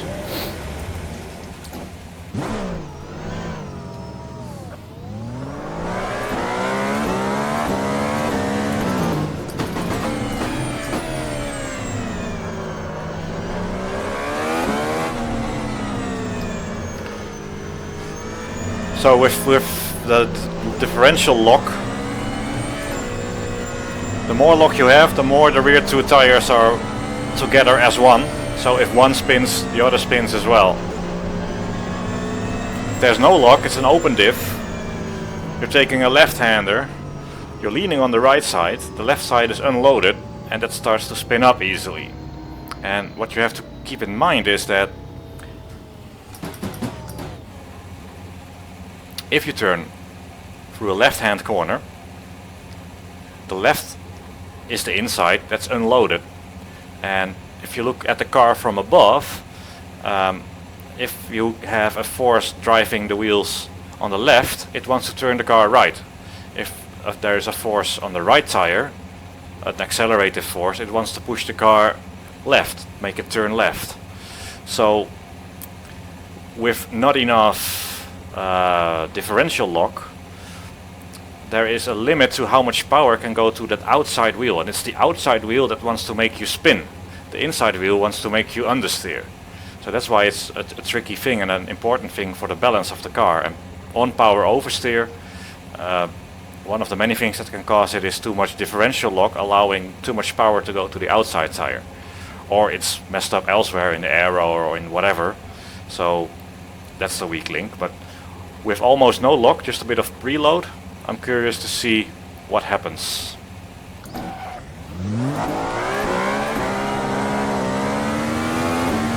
And I expect inside wheel spin only at the really slow corners, because when we're going quick, so much downforce on the car that it's hard to spin up the inside tire because it's still planted on the ground super hard from all the downforce.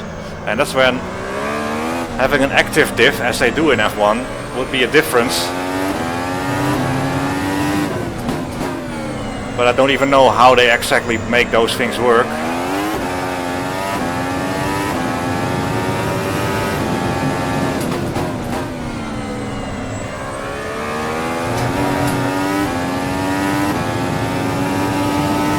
And with not enough differential lock, at some point you might just be spinning up the inside tire, leaving a lot of grip that the right tire would otherwise be able to provide, leaving that just hanging there doing nothing.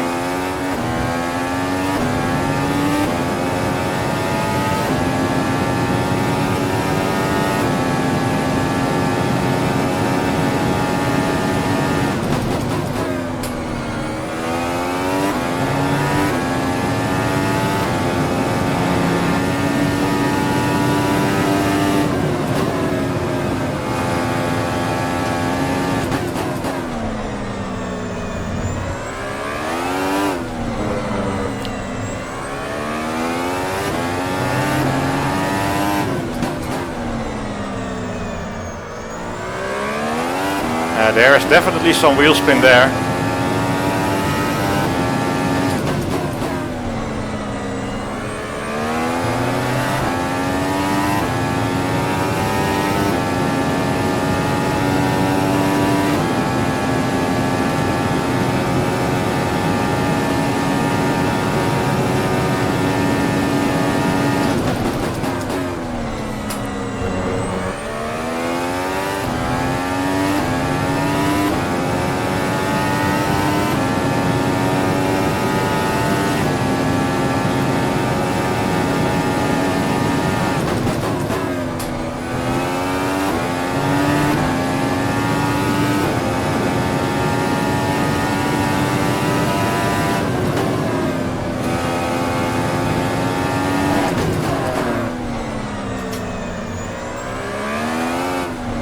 But what will happen, I'll get wheel spin,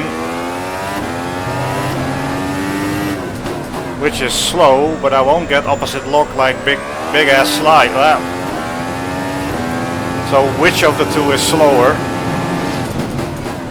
Well, the third option is the quickest. Having enough differential lock to get most of the power down and controlling it with your right foot to avoid the wheel spin. But if that's not an option,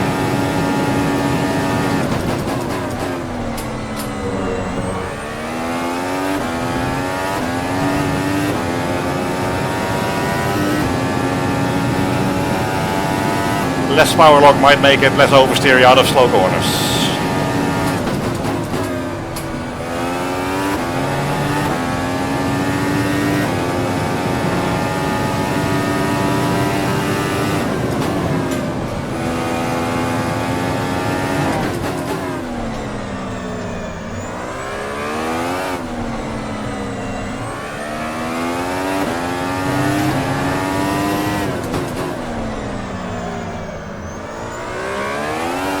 Only there. That's basically the only point where I think I have wheel spin.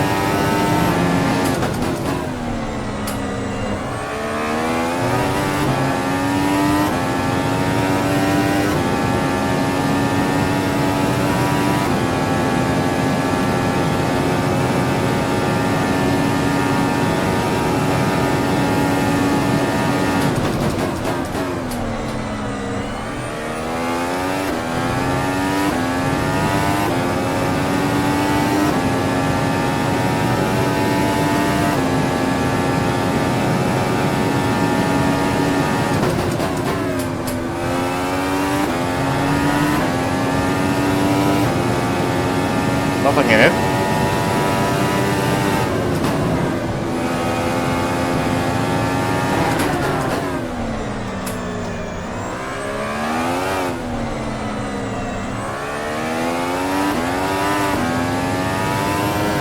Oh, that's too late.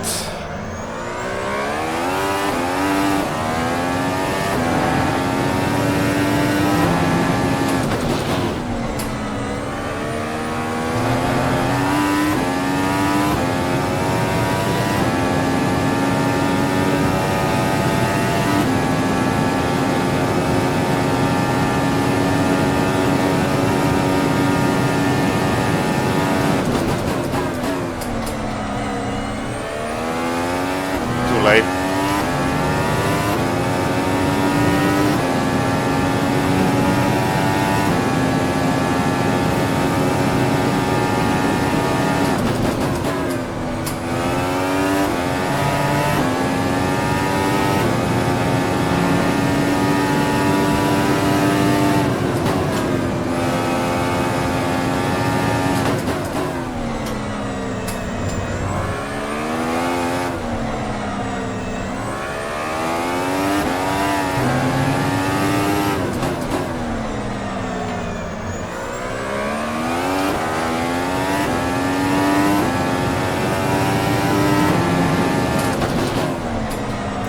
Too late.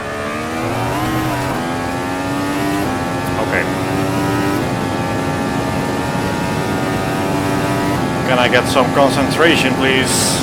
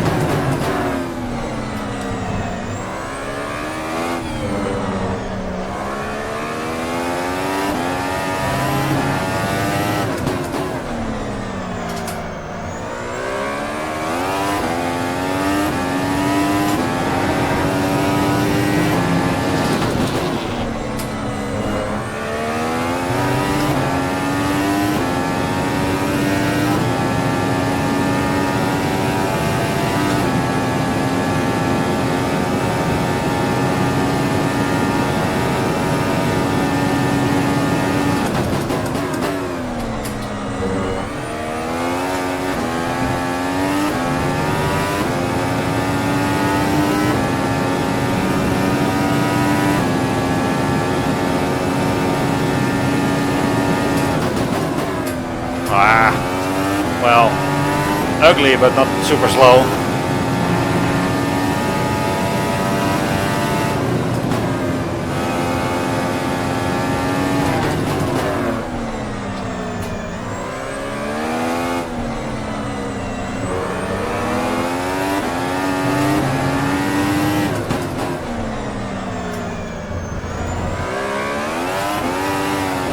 Yeah, wheel spin.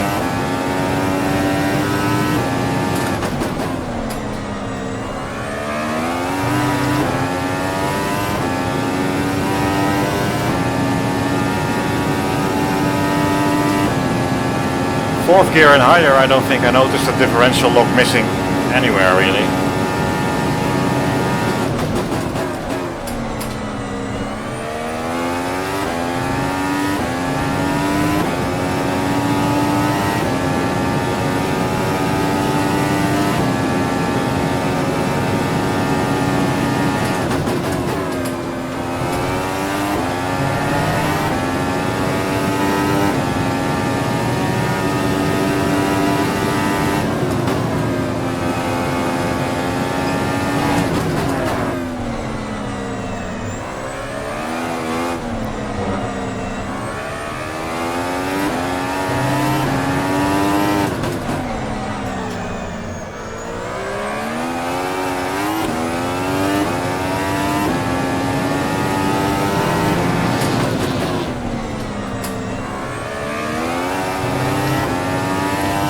I think it's still there a little in fourth gear, but at the expense of not having to fear oversteer.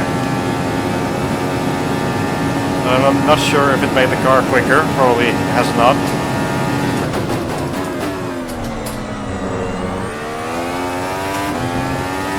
But more confidence though, I just can less fear of oversteer.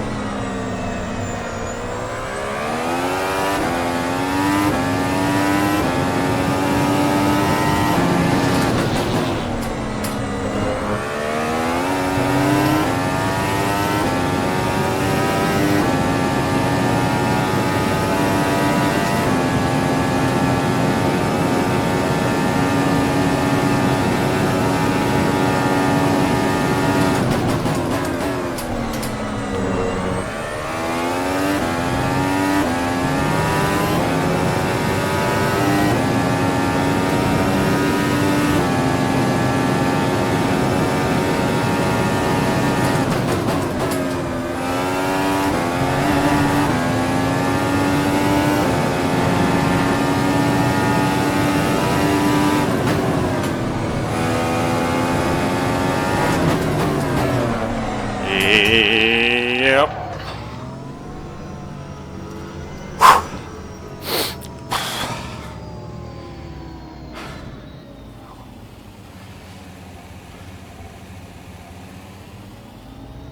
Well, that was a bit over the top. I didn't expect that to be quicker, but it's interesting sometimes to try extremes and just get rid of the differential lock and find out you can still do pretty much the same lap times.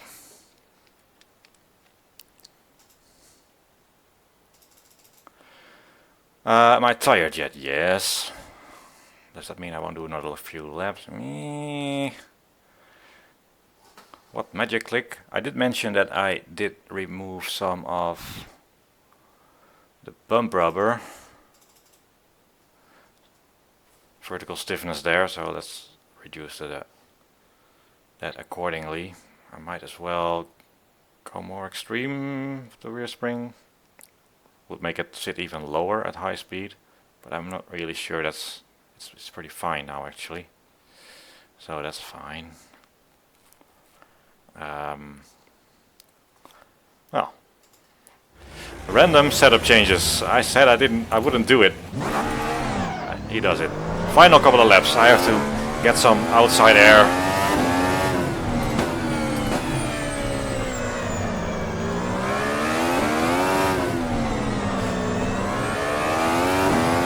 What I find with this sim racing, with my sporty outfit, I am feeling far more like doing some physical exercise. Well, this is a little bit, but like going outside for a little jog, I think, in a minute. Which is nothing, I mean, I'm not in shape or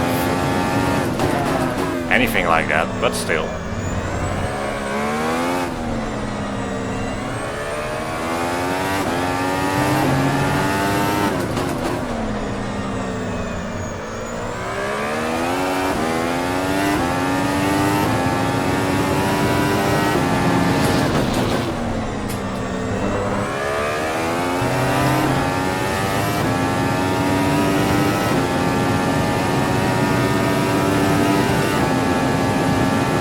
I have to shower anyway, might as well get some more exercise in.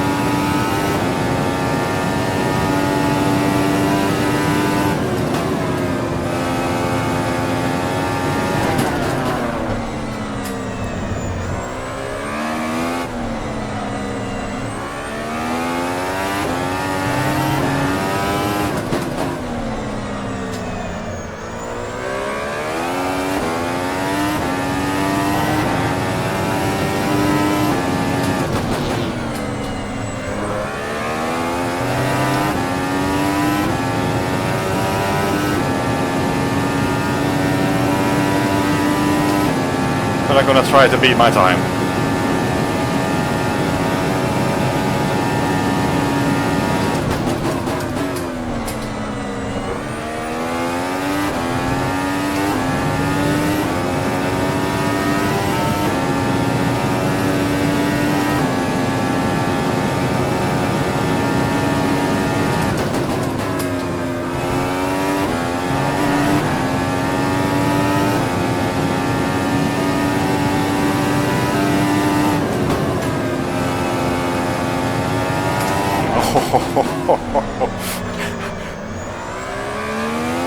And stay out of hospital.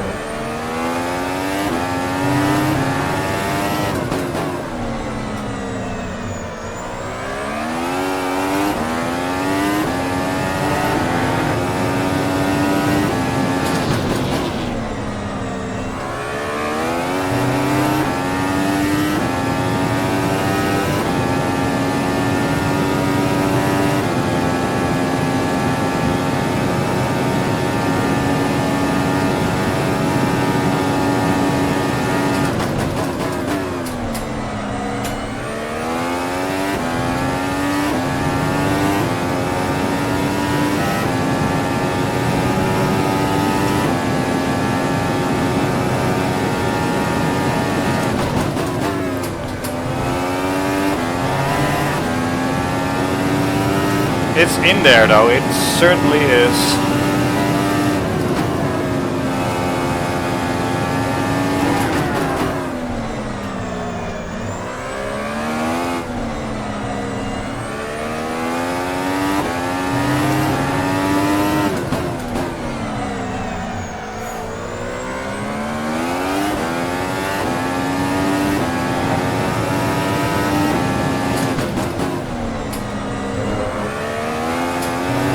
But I get overexcited when I know it's in there.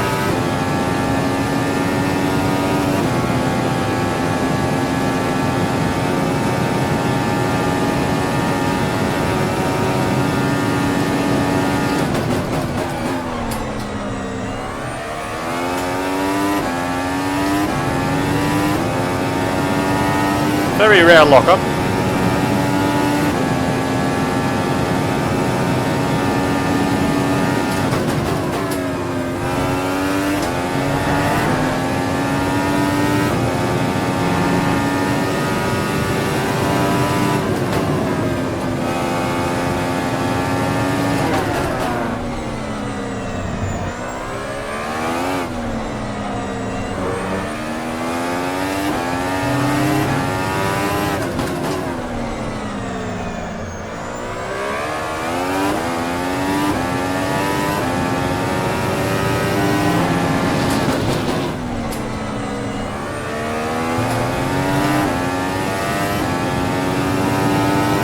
feels so when you're...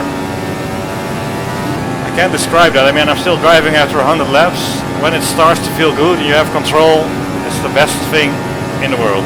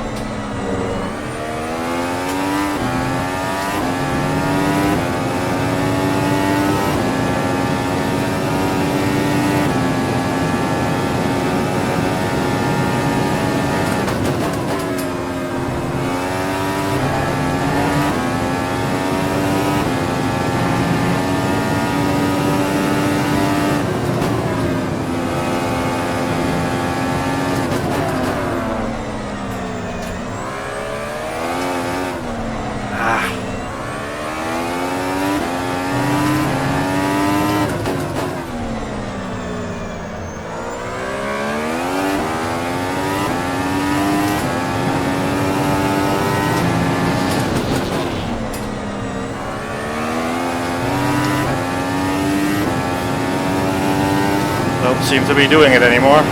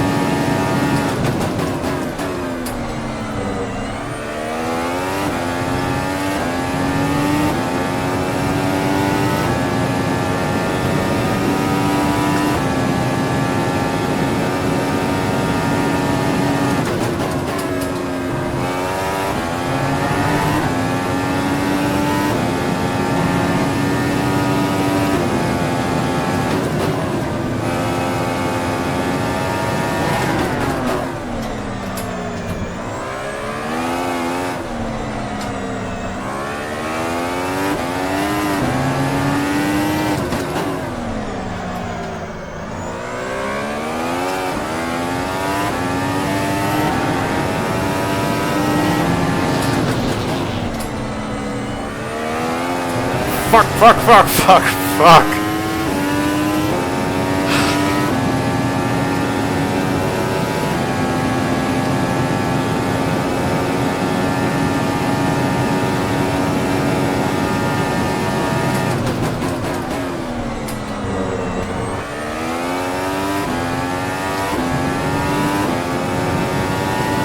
Still plenty of messiness there in the slow speed stuff.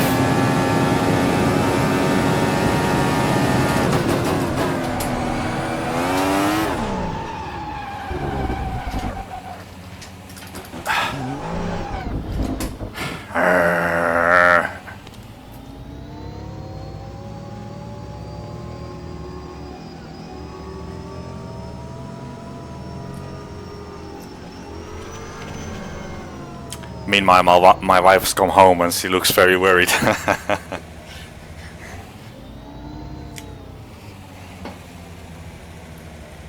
Alles goed hoor, ja.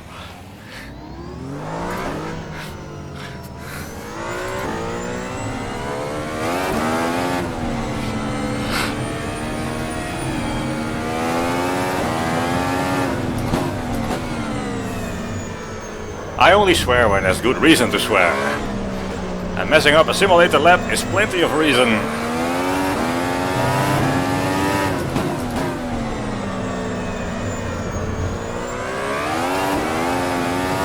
Still a bit of inside wheel spin there.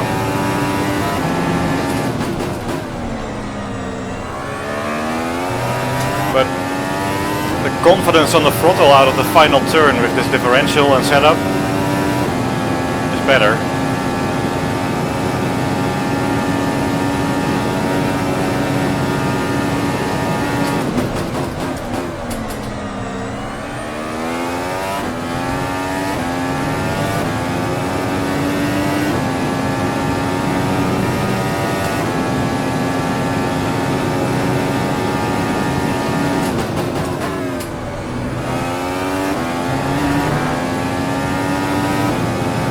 Not overdrive as much, calm down.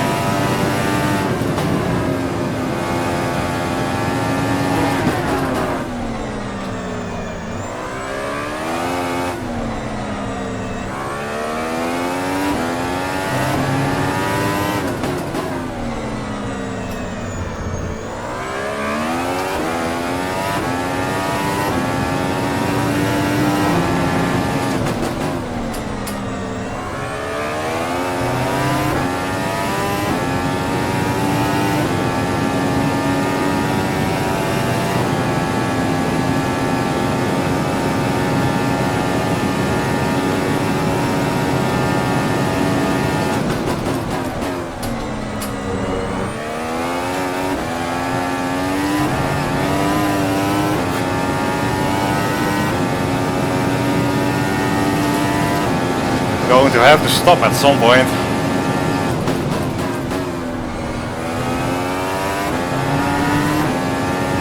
That 106 is in this setup though, and in this guy as well.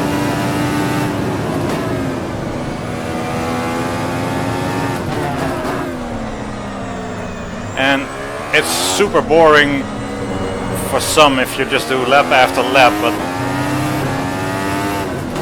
the physical challenge, because I've got a bit of a sore knee now and my hands are a bit tired, I'm sweating.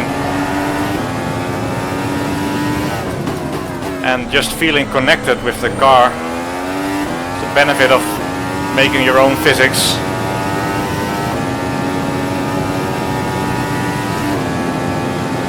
Feel at one with the car, it never does something that I feel like it did instead of me.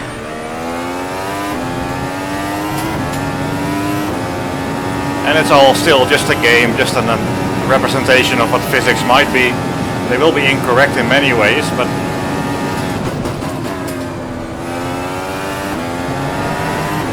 there is such a satisfaction of doing the entire picture, even if it's flawed, even if I'm not the best driver, and if there are issues with the way I do the tires or whatever. That doesn't matter.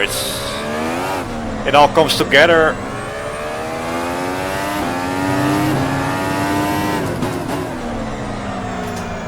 make the physics, you drive the car, and that's just the best feeling in the world when it goes well.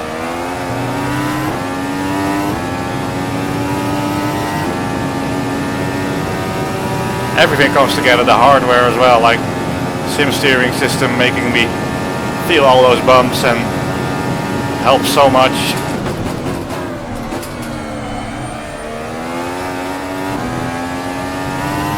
That braking comparison I did with the telemetry in the beginning of the stream, that confidence on the brakes from the brake pedal,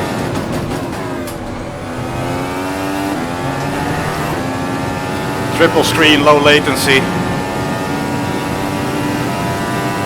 When it all comes together,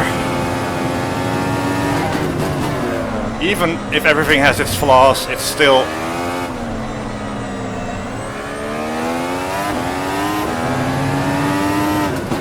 an amazing feeling.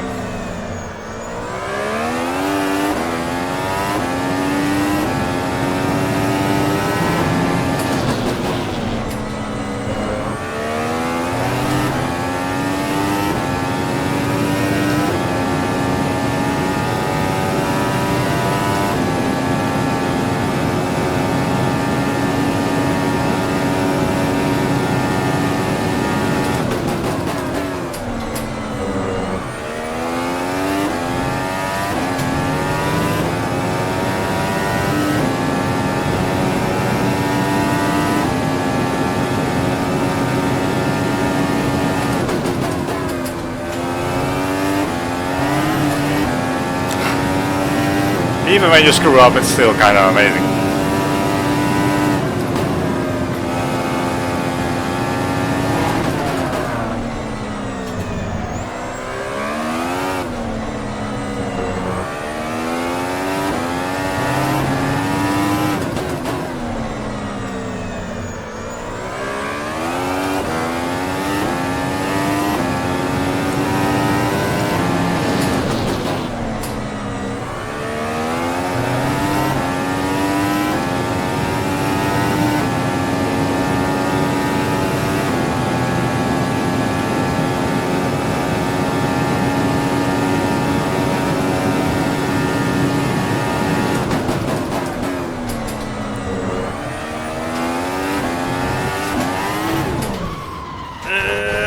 The barriers don't kill you. That's also amazing that we do this from the comfort of our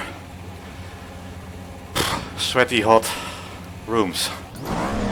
Okay, now I'm a bit sore. I mean, I think I might still be able to do it, but it's not too cold outside yet. I think I'm just going to leave it here. My knee's still attached, so I'll do a cool down jog outside. I'm all warmed up, so that's quite hot and steamy, to be honest. That's all. Save this setup, because we'll return with this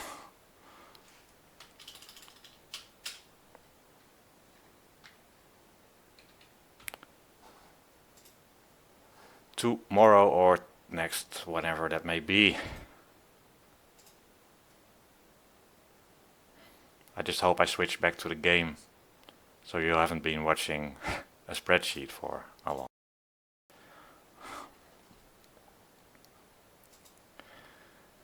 Whew. Meanwhile, Spiders has joined me. Hello. Did you any advice? You got high grip. How do I get that? You give me some. Yeah.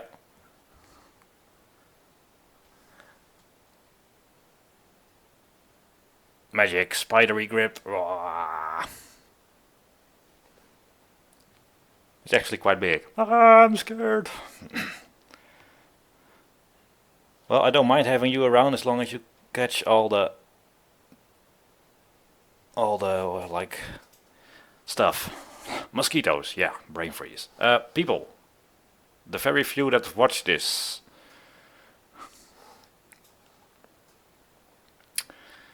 thank you for watching, and lots and lots of laps done. Let's just have one look though before we leave. See if we can compare those laps. How about that? Pretend we know what we're talking about. The quickest of this session compared to the quickest yesterday. These log files are slightly large.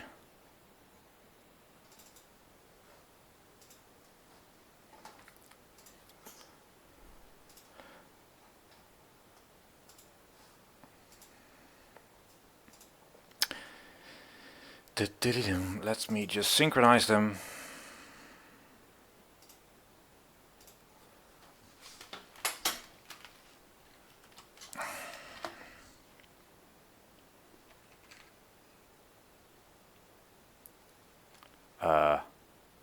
What? I think, which way do I go? Synchronizing, yada yada. I'm not sure if I'm now synchronizing the correct laps.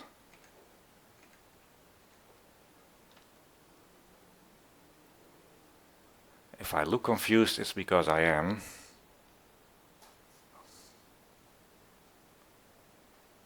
I just want to overlay these. I think I'm looking at what? So this is a physics guy who uses telemetry every day. He's still very confused by the whole concept.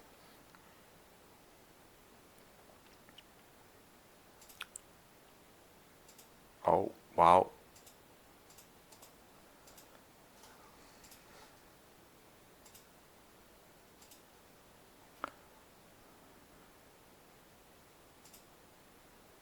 Oh, it's having a hard time.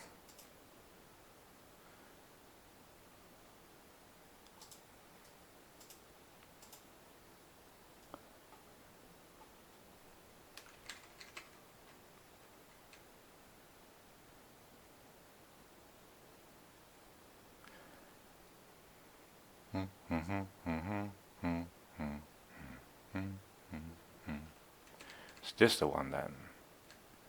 Nah, something very strange is going on. There is something with the output of the telemetry plugin that gets out of sync somehow. So I think I'm looking at the correct laps, but they show a huge variance.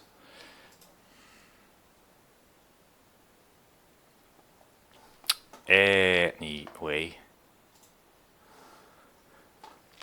turn 1 braking. I think I'm looking at the correct laps.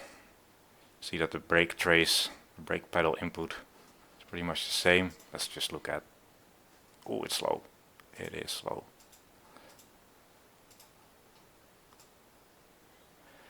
I didn't quite reach 99% before on the lap, and I am now. So I think I'm a bit more pointy here with the brakes, possibly. Still reasonably good on the throttle. And remember, initially, so again, disregard this, I don't think this is correct. It's very confused system right now, but this is the end of the straight. There used to be a dip in the throttle on the other lap. I've managed to keep it a bit constant here and then go up. It used to go down again, so I think I'm better there. Very nice brake application here. At that overlap of throttle and brake I don't want, but I can't get it out of my system. Doesn't matter too much. So very nice peak. Almost maxing out the brake pressure, dropping off, and then instantly on the throttle. I'm far happier. Again, ignore this. We're not there. We're here. How can it be so confused? Straight on the throttle again. That turn 1, 2, 3, 4 here is much improved, and then very smoothly on the throttle. That's not bad. Overall, the telemetry isn't bad. It looks pretty good. I like how I often manage to let go of the brake pedal properly. 5.88 Gs was the maximum, almost 6 Gs on the braking. Well, not too bad.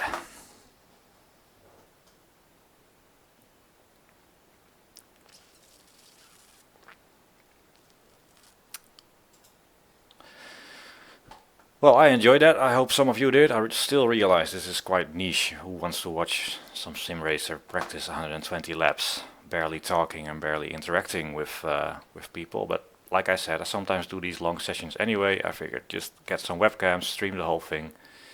There might be some people who enjoy this, and shame I couldn't quite get the best lap there in the end, but lots and lots of pretty decent laps, so I'm happy with today.